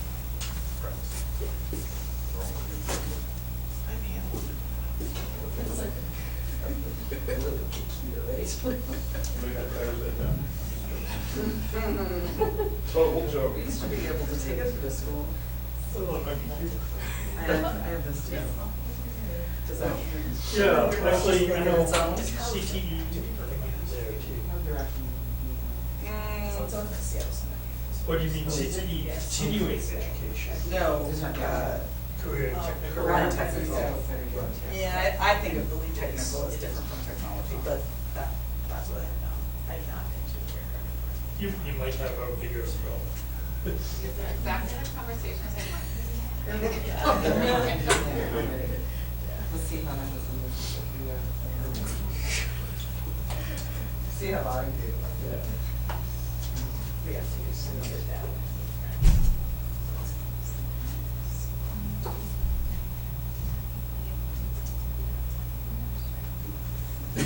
Thank you.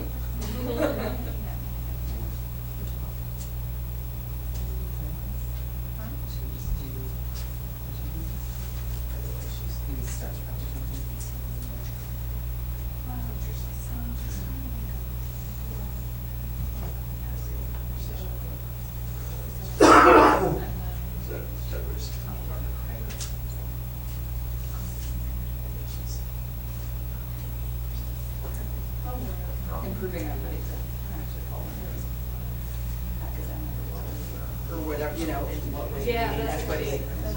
I mean, I think that's different from the diversity. It's also about- I think so, yeah, opportunity for all. I was second guessing. Well, Yeah. it's kind of- Sometimes you have to audit it through. Yeah. We moved it, or we did. I mean, our kids are from this, absolutely. So as you come up and look at these, there may be ways that you want to redistribute, and I want to invite you to talk about how these are grouped and,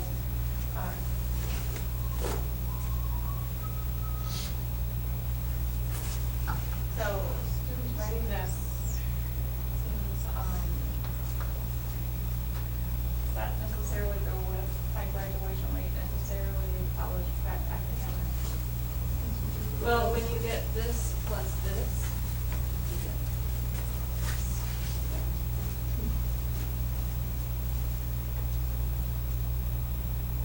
Now, let me tell you where we're going next. What you're gonna do is take each of these groupings, and summarize what that is about community engagement, or students are well prepared, or we have ready, but, you're gonna be just listing, the strengths, and then you'll be listing the opportunities. So, when you do that, when you decide on what that single line is, be sure that it adequately and accurately reflects, the way you put these together. It's interesting to see the distribution.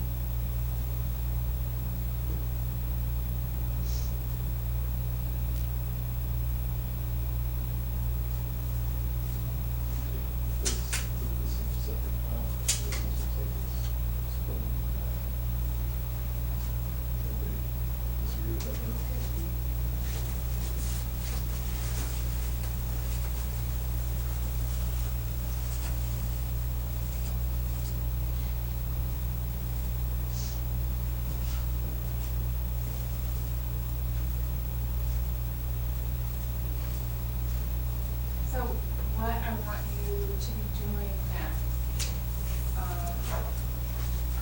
as you start listing these, I want you to do them in order of the greatest number in each pile. Just so that you have this quick visual representation of, and the frequency doesn't really matter, except that it's kind of interesting. So, I'm gonna suggest that, we split in two or three more compares and synthesize these, then I'll have you switch and make sure you're in agreement together. okay, so if you're in Donna included in the other three. These were strengths. So these are opportunities. Opportunities, sorry. And these are That's why. strengths. Oh, so we Yeah, already switch. switched. So, Yeah. a bulleted list that, did I just give it to you? Okay. And I will distribute tomorrow.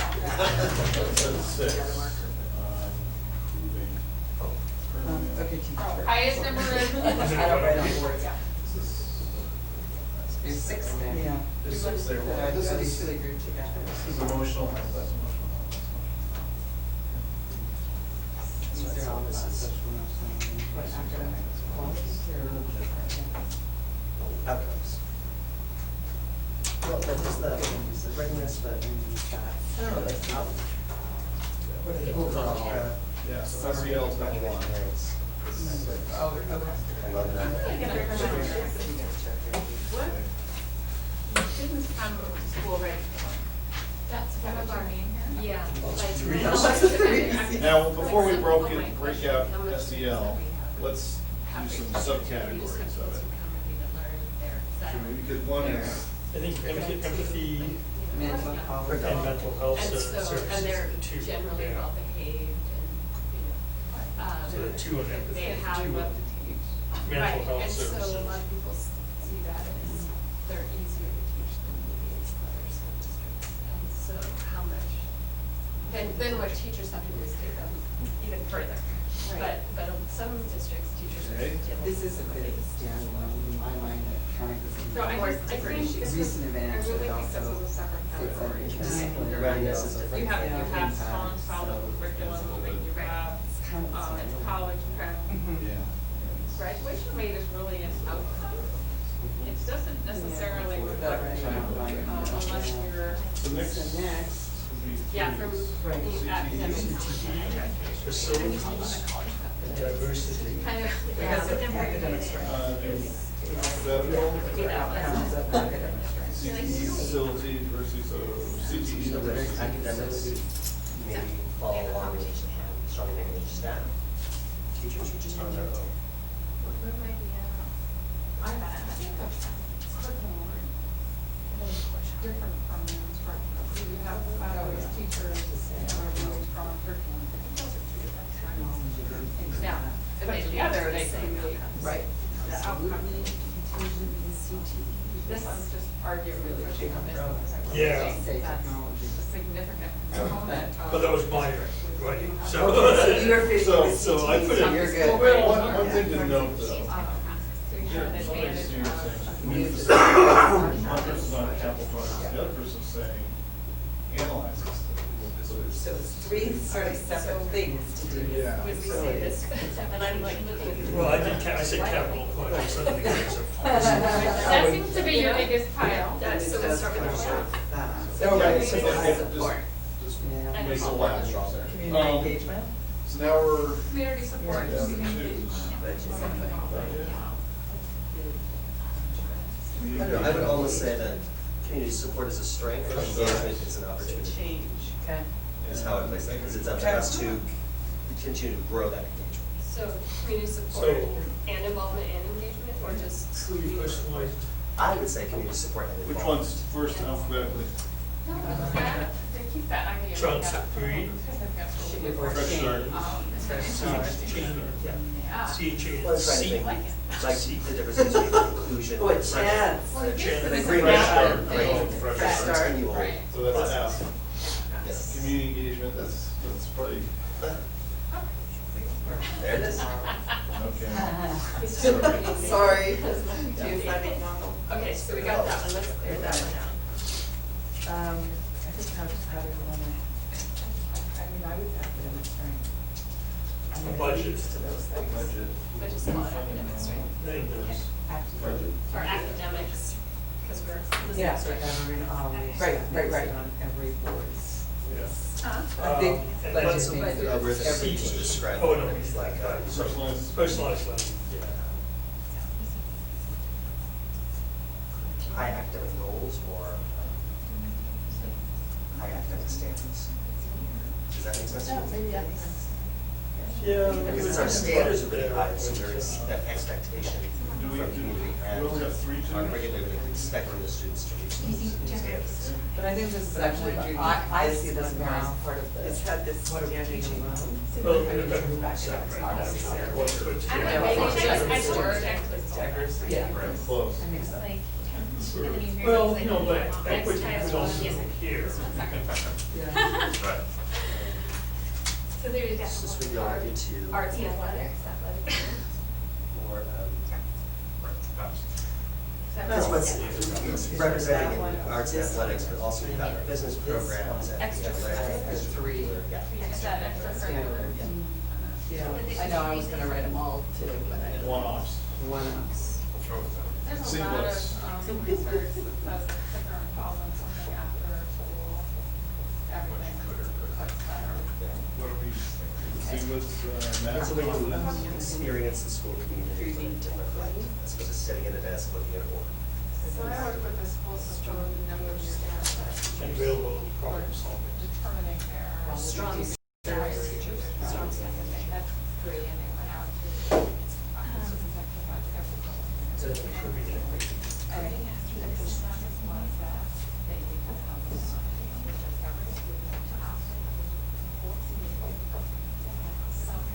Yeah. We're not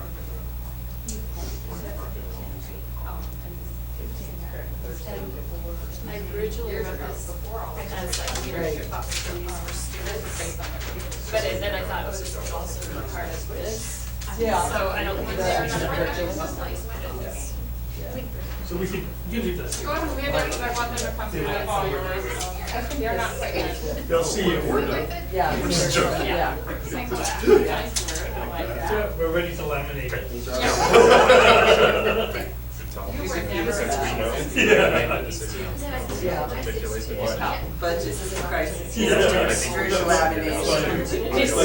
Although this one, I Maybe I go with Well, we just changed that over as well. Where is The second step and all that is Yeah. gonna be in our calendar year. Right, so it's right, but they would need to, we're still. How about we Google pay? And this was part of the arts. Like, how do I do that? So with the, Because I get this, I think at least everyone Yeah. individually. No, I'm sorry, I'm running into Yeah, that. it's like election program. Me? I don't use it. No, personal Those are service. sort of related. I mean, we can only have, oh, that's because it's open up for right yesterday, I saw that. I mean, What's that? technical saying, right? I had thrown that in with myself so I could speak to that. How people keep your agile. We're not in the same situation as some other I'm just gonna groups that sound. are really restricted. So I have to pay all these, I make it out of. Oh, wait.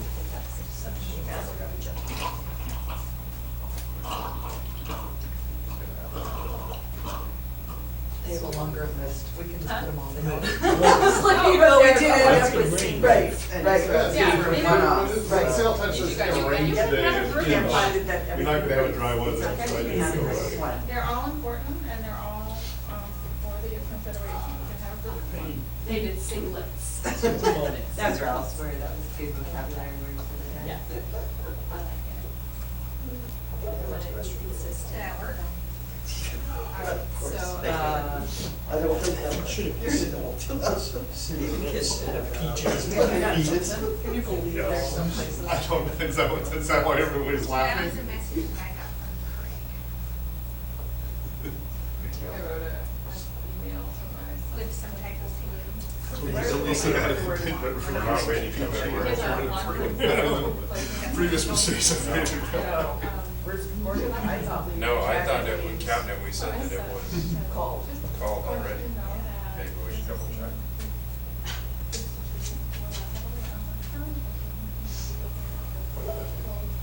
That's kind of Just funny. sent what he told me to send. Every single one of us is talking about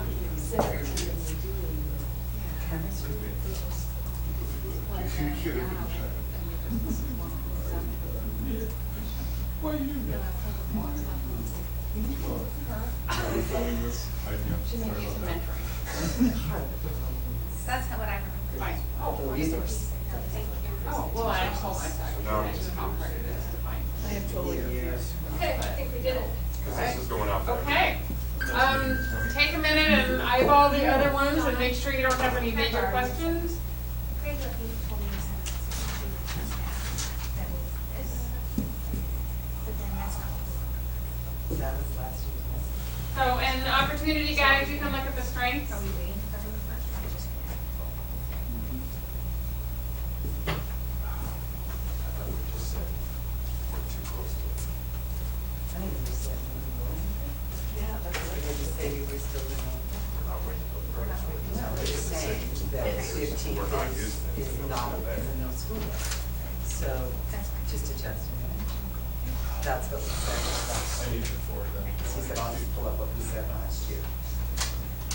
So, I'm doing it. Great. I just have. No. I was just told.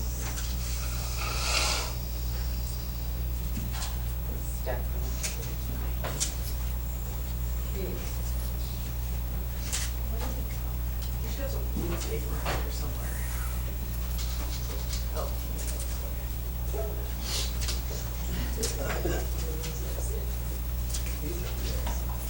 Yeah. Sorry, I didn't mean to. It's all good. Do you want them side by side or across the room? I could put them side by side, yeah. Single digits. remember the great word, entities and all. We call singletons, those are classes that only have ones. But singlets, where the pajamas, right, with the fees. Yeah, they could, there's other uses for the. It was a nice and warm, I think it's the cold that got everybody Yeah, thinking there you about go, that. So here's what we're gonna do next.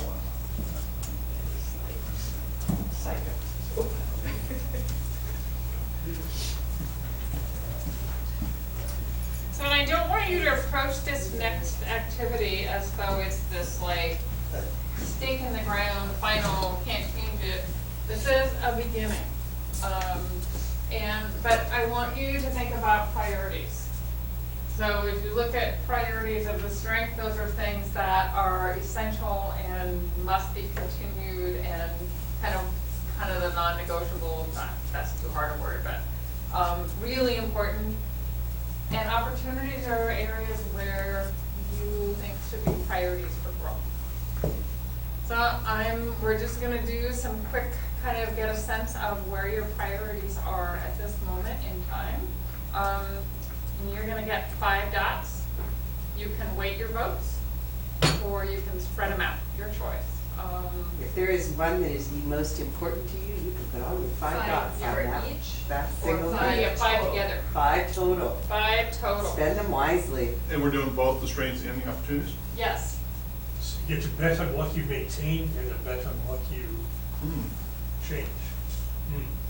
Wow. Or your priority is all on the opportunity. And just because it's a strength doesn't mean it's not going to, as I think Brian called, evolve. But these are thinking about, all right, my best thinking, our priority should be these 5 or this one because it's so important. It is. But there's some that showed up You on can't both. take strengths for granted. So like technologies, school buildings or facilities showed up on both.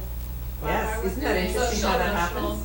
Yes. Yeah, that's always interesting when that When we happens. vote, is this to improve this? I mean, can we, or is this areas of improvement that we need to focus on, or are these things that we can't take for granted that we might already have? There might be a slight difference there.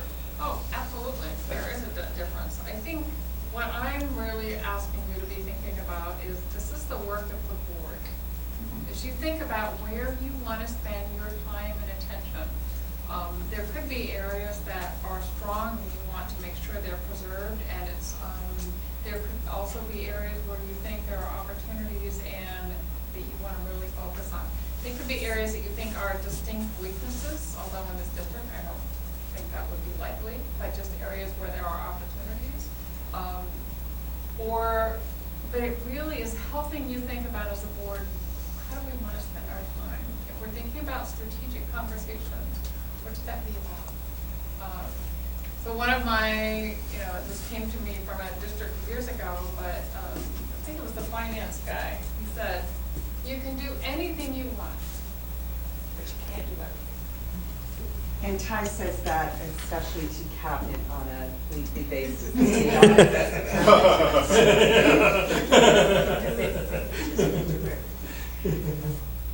Go. Go. Go. Go vote. No time limit on it, so take your time. Are we good?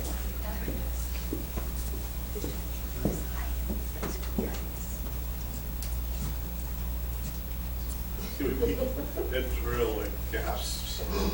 Well, actually, I'm just noticing something that's not on either list. No, I don't think it should be. I'm noticing that it's not. I don't want there, so.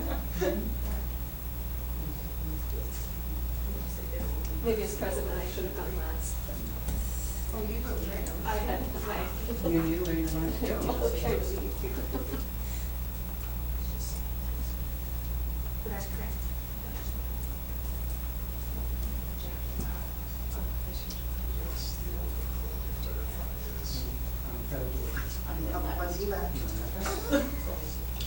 If you're smart, you'll split it in half.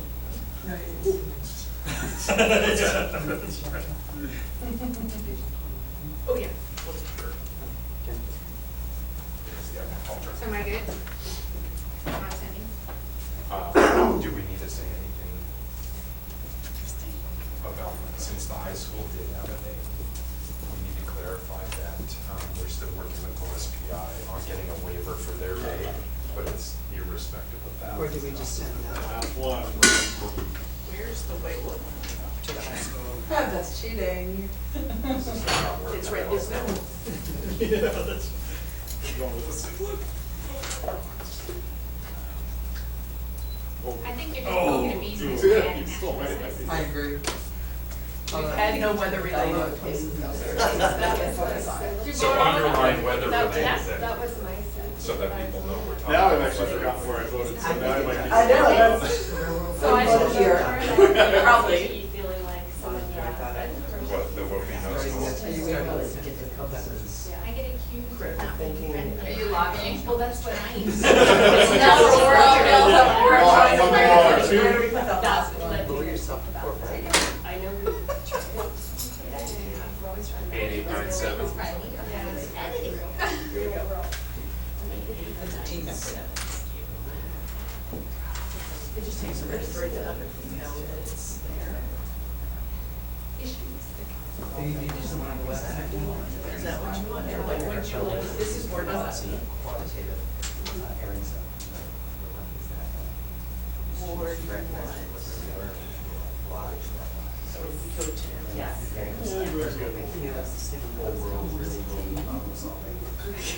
This is more than just learning facts. CTE equipped with STEM. And as we've seen. A little bit, yeah, I think so. We're lacking. Yeah, college. Well, and yet, I mean, Career experience. 5 years course. Yeah, I don't. I see, right? Yeah, it's a girl who basically started something, I'm not planning for today, but Yeah. just where are we right now? Yeah, so everyone's drawn up right there. Yeah, right. What the students see, pause and.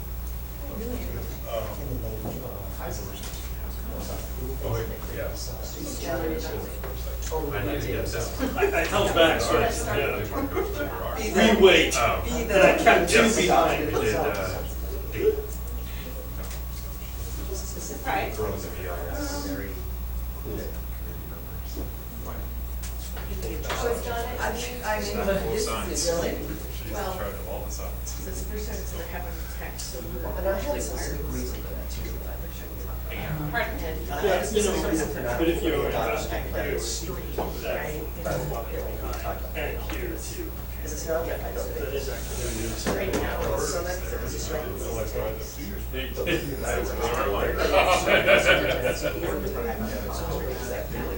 Oh. Got it. That would be sure we quick that. Oh, Hey, let's come back together. Interesting. Always causes me to wonder.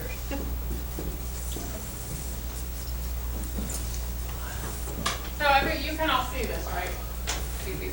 Well, let's take the glasses. So, my, first of all, well, there's two things I want to do right now. One is I want to look at this in relation to Vision 2020. I think we want to go down to the fundamentals, right? Or not? Or where should we be? As far as the things that are most Sure. Yeah, fundamentals. fundamentals? Yeah.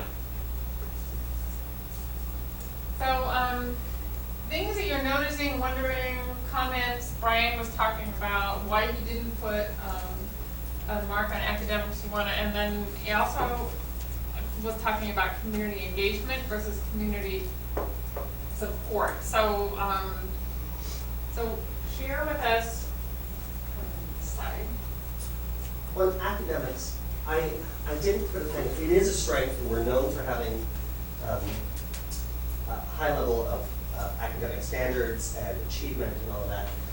But when applying it to the work of the board and thinking that our job is to wrap around the superintendent, the true academics and curriculum and all that, that is the work of the superintendent and administration and the teachers, and so we want to support that. So That's why that didn't get one of my dots specifically. And then in talking about community support and involvement versus engagement, is that the community support and involvement is a strength. It's what has kept our schools strong for me. But I see engagement as like a totally separate thing. The support is a strength that we have, but how we engage the community and build on that is an opportunity for us that we have to continually be working on, and how we engage in those community conversations. So what else do you notice up there? I mean, during the campaign, I assume Brian and I got a lot of questions about there's either like the strong STEM, or there's the SEL and the CTE. And it's fascinating to see where this board places those priorities, which I'm thrilled about.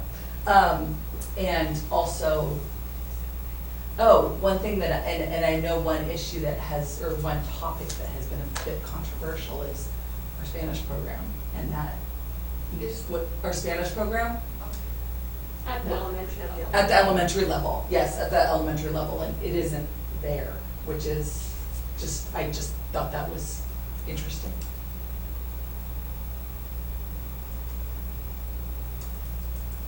What else?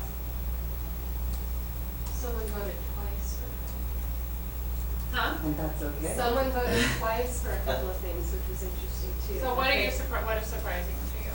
It's, I think it was just interesting that someone felt that a topic was strong enough in their mind that they put 2 dots on it. Or somebody could have put 3 dots on the top. Or someone could have put 3 dots, you're right. I wasn't watching everybody doing it, but yeah. But I like how things floated to the top, and that some of the singlets, while they're important, they could be absorbed into some of the bigger topics that were at the top. I also think it's interesting that we give more opportunities than strengths, which I think isn't natural for our situation.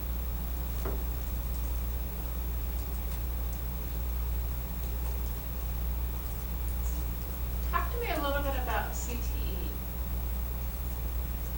What do you mean by that? So I put that down. I think, just speaking from one person, I think a tremendous opportunity in our community is just the level of professionals we have here. And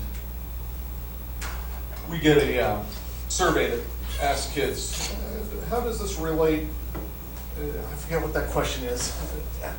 Is what I'm doing in school relevant to my life? And sometimes that doesn't rate as high as we'd like it to. And I think you can, I also think you can be a wonderful parent, but it's very difficult as a parent to encourage your child to look at different degrees or consider different types of careers, because it's just, you kind of have that challenge with your child. But your neighbor, somebody in the community as a mentor, somebody to job shadow, we have tremendous strength in this community, and I don't think there's anything more powerful than a kid that kind of has an idea of what they want to do in college. Not that they're going to finally end up there, but they're going to be very inspired to do their work, to do stuff. So that's where I think it's a real strength in our community. So a relative tapping into the community. But I think it's also, so it's a requirement that students take in high school at least 1 year of career and technical education. There's a lot of classes, electives that fall into that. But it's not just about for college and career as far as going on to college and beyond, for higher level ed, but it can also be about vocational ed or a very specialized program. It could lead to going into journalism or graphic design, that sort of thing. So I think it's a way of personalizing education, which is one of our priorities, of encouraging students to be academic entrepreneurs. It's a lot about creativity and problem solving in the real world. So for me, I had some of those singlets that I think would fall under CTE, so I didn't go for my singlets. I voted for CTE because I felt like it was more of a broadly encompassing of many things. It's also, it could be some of those categories of classes that a lot of our older generation often say, where did woodshop go, where did auto shop go? You could argue that those go into that area as well, and we have a program called WANIC that we can exchange with other school districts because most high schools got rid of their woodshop and auto shop, and yet there's one or two in the area, so for kids who want to do that, they can do an extra kind of a transfer program for 2 periods a day. So I think it encompasses so many things. It's an opportunity for growth, both at the state and regional as well as our school level. And District level. tagging on to CTE, I know that there are some new standards coming out through the Every Student Succeeds Act surrounding that and how we monitor access to CTE. It's pretty high on priority in a lot of advocacy groups right now. Yeah, at the state level. And also the fact that often when we talk about STEM education, we forget manufacturing as part of that. That we're really focused on some very specific things that students are being driven towards. But in fact, that manufacturing, that technical knowledge, the tinker, encouraging children, students to tinker and figure out how things work and why they work that way. Like our material science course at the high school is huge. Some problem-based. And hands-on learning. Critical thinking. If I could just add, I think one of the most crucial things for our kids or for every kid is to feel like they're the best at something. And with career technology, with the CTE, it gives more opportunities for kids who aren't going to be at the top of their class in biology. I'm using biology as an example. At the top of their class in biology, they're going to be looked to and is creating these amazing, magnificent things that really probably frankly impact our community more, and so why are those not valued as much as everything else? And it's the inclusive. I just quick 2-second story. My sister took drafting in high school. It was still offered now. It's probably graphic design, which is related, but they did drafting. And I've got to say, there was this little cohort of them that did drafting, and they were drawn to it. The 5 or 6 of them all have careers in graphic design, interior design, architecture, construction. And I mean, half of them are back on the island raising their kids. But it's those things that I think that we need to highlight and make sure that that's as embraced as everything else. So I'm looking at, in your fundamentals, right? I'm learning your language, I'll get it. But number 1, so a lot of what you're describing about CTE really fits into the ability for students to find their strength and to differentiate and to really push out, and then the community piece of really taking advantage of the assets here. I would also suggest that maybe CTE could fall under 6, cultivate that global awareness, because with the movement of technology, of careers and what's happening, of really looking down that road as to what careers are going to be available to our kids who are starting kindergarten right now, I think a return to CTE is going to be important. So I'm curious how tied we are to CTE as the acronym versus CCR is what we call it here in our school district, right? Is CC, College and Career Readiness. So are we tied to that acronym? I'm curious if that has any. I think CTE may be used more broadly, and CTE Is that a staff question or is that a? Some of both. Actually, I'd love to hear staff input as to why we have a different. Yeah, so CTE is the OSPI, the state level and national level designation. So when we talk about CCR course, it's the state level. We say what's the CTE code, right? And so that's. So you use it interchangeably. We rebranded to CCR about 5 years ago because the old CTE of woodshop is not what we're looking for with our CTE. And the courses that we teach within CCR are focused for a variety of kids. Everything from a kid who wants to be a CAD drafter So, you know, we offer CAD drafting, and you can make a career out of that. You can walk out of that program and actually get a job, right?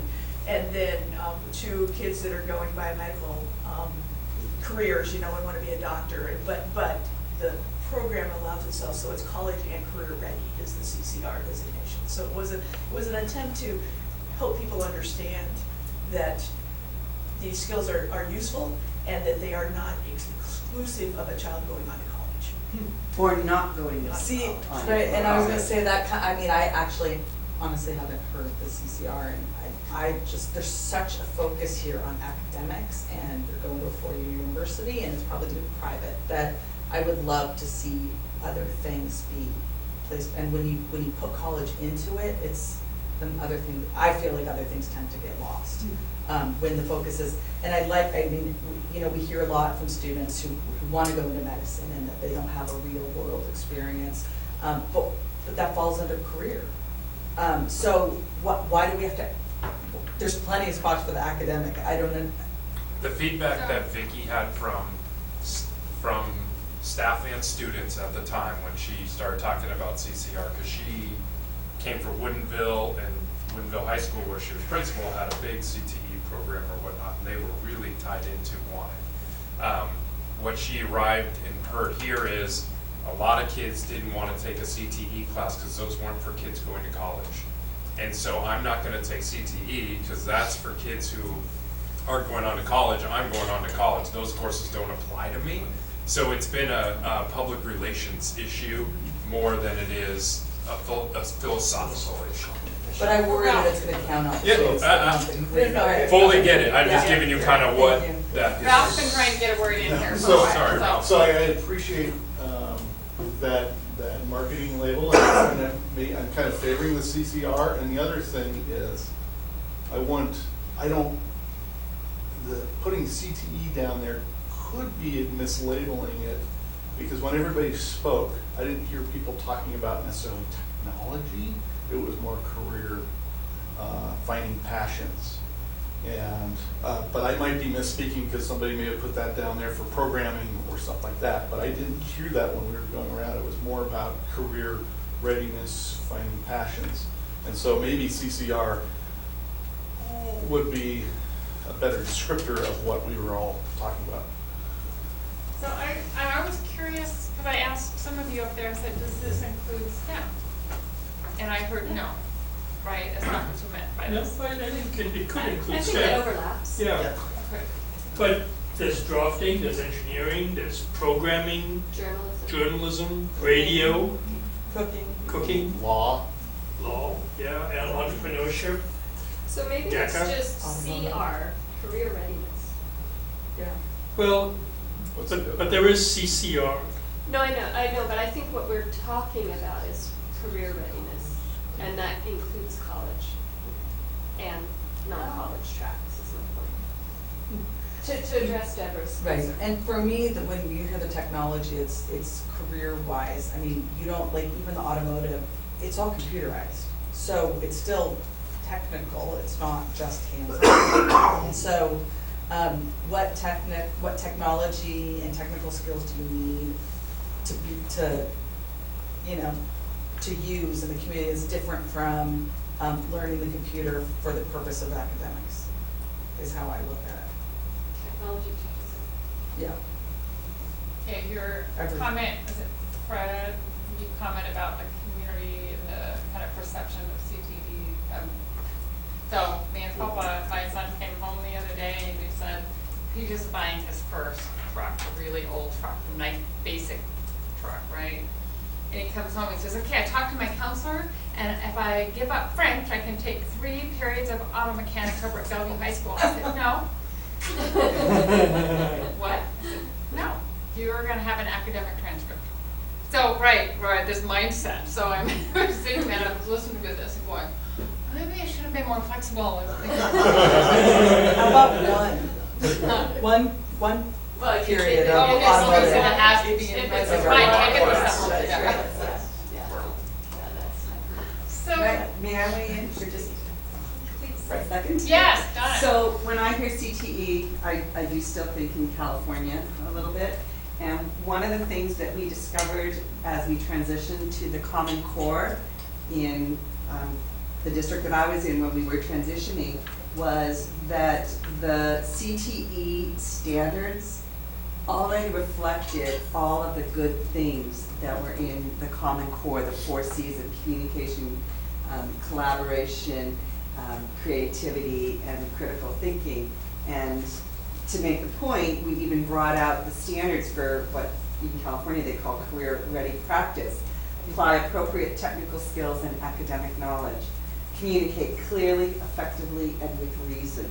Develop an education and career plan aligned with personal goals. Apply technology to enhance productivity. Utilize critical thinking to make sense of problems and persevere in solving them. So our CTE classes, very much teachers were trained in these were their standards that they were looking at. So CTE teachers did receive a different training that we were then trying to apply to all of our teachers because, again, these were just really good standards and strategies for everybody. So, and I add to that, I was probably 03, 04, when the idea of all kids college ready first became part of the national conversation. And that started with Gates Foundation. And I remember we had 10 districts that were involved in district transformation. And I remember when we proposed that goal, and that was probably 03. And it was like, no, I mean, can't be done, not reasonable. And that was not from the standpoint of not all kids should be expected to go to college. That was from the standpoint of we can't get all kids to that level. So the conversation began to change a little bit over the next couple of years about what is it kids need to be ready for careers or college, post-secondary, anything. Yeah. And the fact that for any 21st century career, they were the same. So, and they also found the same thing you were talking about, that some of that critical thinking and application, which is a lot of what the Common Core is, just applying your learning. Not everything done in CTE, exactly. But there was, so it's been interesting to watch the evolution of that conversation from no way to, okay, it's become the norm, we don't know how to do it yet, to, wait a minute, now there's a big anti-college movement out there. So it's, the natural conversation is fascinating. AVID, which is a very strong, get kids ready for college, particularly students that don't have that opportunity within their families, at their last national conference said, this is about not just that every kid in the AVID program is going to necessarily go to a 4-year college. It's about every kid needs something after high school graduation, whether it's a technical certification that they're going to go for 18 months, whether it is a 4-year university, whether it's something that's going to be 3 or 4 degrees out. Whatever it is, it's something that, again, is about helping them find their passion. And we do know that just the high school graduation is going to be enough. And so what's that post-high school step for kids? And that every child has the choice of whatever they want to do. So it isn't a choice that we make for them as a school system saying, you're going to learn this much, you're going to learn this much.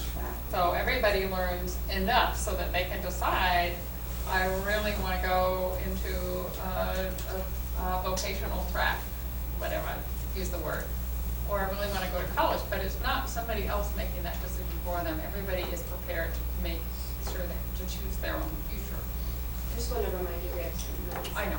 So I saw that, and I was just going to move us into where we go next. So the next part of our agenda was to have this conversation and really look really carefully at Vision 2020 and see where the alignment is. my understanding, and Donna, jump in here, is that your vision has been kind of rolling over, and that at least two of you don't have a relationship with that vision, the one that you are promoting, the one that you are responsible for governing and leading. So there is a conversation that is logical that says, where are you in Vision 2020? Are these still the right fundamentals? They might be. So the part of going through this exercise was to see what you are seeing right now, to look at that in comparison to what your guideposts are at the moment, and to be able to think strategically around, do we need to revision our vision? Are there some tweaks that need to be made? Are we measuring the right thing? So all of that is kind of the next level of conversation, and where we were going to kind of move more in the questions we have at this point, and then kind of, I also want to really hear, we want to hear from Donna on where she sees things are at this point in time in the system. And this will be really good background for you also as you think about where we are in these areas. So with that, we need to kind of plan next steps and what you want to go next. Did you want to go through any state of the system for a few minutes? I'm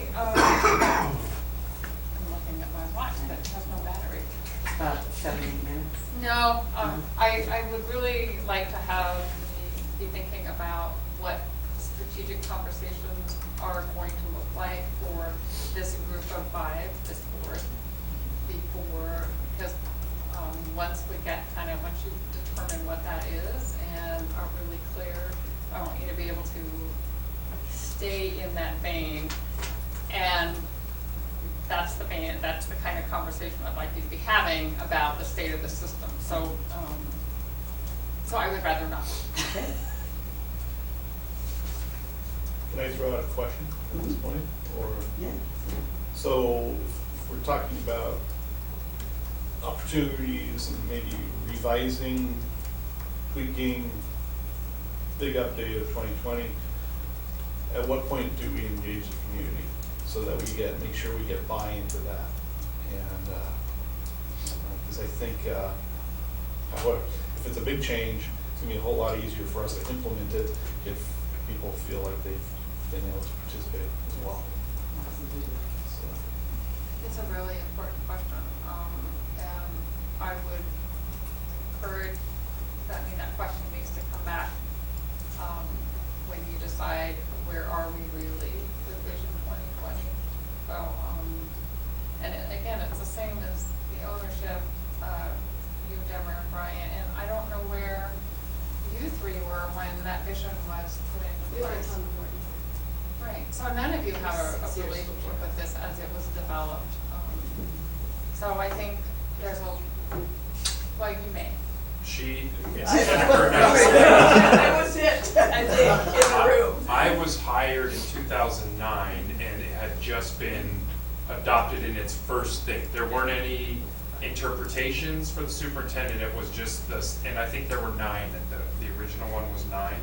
There were 9, then 6, Then back to 6. and then to 7, and there was that personalized learning wasn't a fundamental, it was an overarching principle, then it became a fundamental, so there's lots of iterations that have happened. But yeah, it was. I think it was the spring of 2009 right, when it was first, and I think it was August. and then we started working on it. They were adopted by the board in July. Yeah, right, it was that summer. Okay. That's lots of Right. So kind of my thought on it, as we're discussing, we all kind of inherited it. And it's constantly moving, it's a living document, and it's constantly moving and changing. I know it can be frustrating, and I've heard frustration when things change too rapidly or too often. Can we head in a direction? So in wanting to be mindful of that, and also, in development of theater, my background is in the performing arts and theater. I would always ask the companies that I would work with, there's the work that we're doing right now, season to season, we're really focused on that, but what we need to look at as a company is our legacy. This company's going to outlive us, if we do our jobs well, and eventually we're gonna walk away from it, and it's gonna be out there to live on as a cornerstone of the community. So this is absolutely the cornerstone of this community. So I'm not on a specific timetable to make big changes in the immediate, but rather looking at kind of where we sit right now, the 5 of us and the 3 of you for the next 2 years. And, because, and how that will change, because we're constantly evolving. And make sure that we're moving the ship in the right direction, that we're always have our eyes on the horizon, that long-term legacy. Yes, and I think that's a critical conversation for you to figure out where that will And as you pointed out, we have a new superintendent that's been listening and observing for the past 6 months or so, and I'm sure you're going to make some observations that are going to be kind of very interesting for us that might impact how we kind of think about tweaking or updating or whatever. So look forward to hearing that at some point. Yeah, so she's your leverage point. She's all you've got, really. Sorry.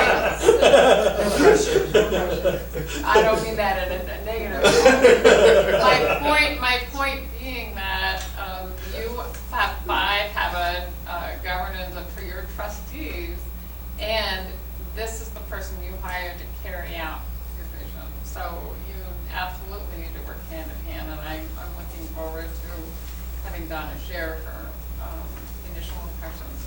So you can see how these agenda was kind of built on each other, and we're really, I don't want to get to the next part until we're ready for it. So,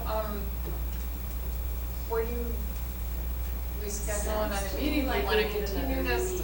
Yeah, and I know I've talked to each of you about, I knew that this was not going to be 3 hours work that we could do in this one session, and that we were either going to have to look at, do we want to plan another morning such as this, or do we want to add some time to before a meeting, because we do still have 7 o'clock, and in fact, we also did get to one of the topics that we were going to discuss at this retreat about the times of our meetings right now. I would suggest making changes perhaps for this current session that we're in, which takes us to the end of the school year, but is there some interest in adjusting meeting times that, we have 5, we have 7, they're kind of changeable. It's everyone's like, oh my gosh, I think Andres one day was like, oh my gosh, it's a 5 o'clock kind of thing, because sometimes even staff isn't sure exactly why it's a 5 or why it's a 7 kind of thing. So is there a happy medium, that conversation as well? Well, and that brings up a good point. I think some of the historic thing is we were at 7 because there was a board member or 2 that just before then didn't work, but we oftentimes have people from the school district who are doing it, and they've had a real long day by the time 7 o'clock shows up. So can we inquire right now, does 5 o'clock work for people, does 6 o'clock in general? I'm looking at Work-wise, it works, but then I go home to my second job with my kid. But so honestly, because my husband works later, so I tend to do that. But life changes. That's I can. So anything after 5 work-wise for me is fine. It's doable. Yeah. So our meeting this week starts at 5 anyway, and it's kind of soon. But our next meeting after that, February 8th, would be at 7 o'clock. So there could be, if everybody's amenable to having a study session, either starting at 5 or 6. 5 would probably be ideal if everybody could make that on that date. That would give us at least an hour and a half with a break, or maybe working dinner on that date to continue this work. Is that Are there enough any time? objections Do you to think? that? I'm not here on this. That would be part of the problem. And our next meeting does have a linkage session ahead of it that starts at 5:30. The next opportunity would be March 8th. So I think maybe the calendaring decision right now Right. is to decide what are the time blocks that you want to investigate. And Or a date. we can also then, you and Donna can decide whether you need a facilitator for where you are in the agenda, and that isn't necessarily required. So we can work on that in the background. yeah. So I mean, I think Get back to everybody.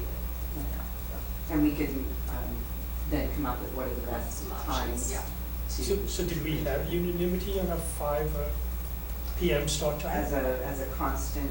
As a constant? Well, I would say, I like it earlier. If it is a constant, if we were gonna start all our meetings at 5, I'm a little concerned that since we have public input at the beginning, that's not really giving somebody who's coming off work that chance. So I would wanna maybe say 5:30. Or we can say that public input is always at 7 or at 6. Well, or and even, interrupt you don't have to have the public comment at the beginning of the Right. meeting. I've seen public comment be Right, that's what I'm saying. later on in the meeting as well, so then you estimate. But we're gonna get better public comments if people have been watching the meetings and if they're coming from work and they haven't had the opportunity to see it. And are they gonna be discouraged to, I was Yeah. actually just thinking that, I was like, anything before 6 really, if we actually want community involvement or people to come in and speak.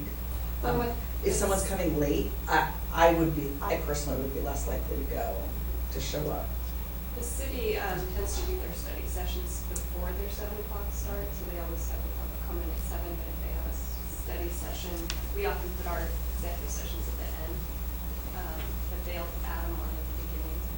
We can just do that more frequently. I'd be in favor of just moving our start times to 6. I think that allows people to get here if they're working at 5.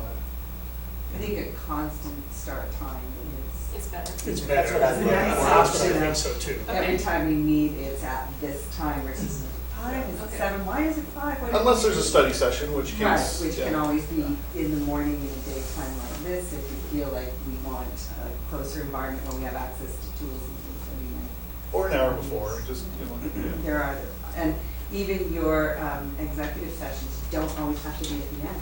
Right. You can always go open the meeting, go directly into executive, say we'll be back out at 6, and then come out and do that. I've done that before, it's a lot of stuff.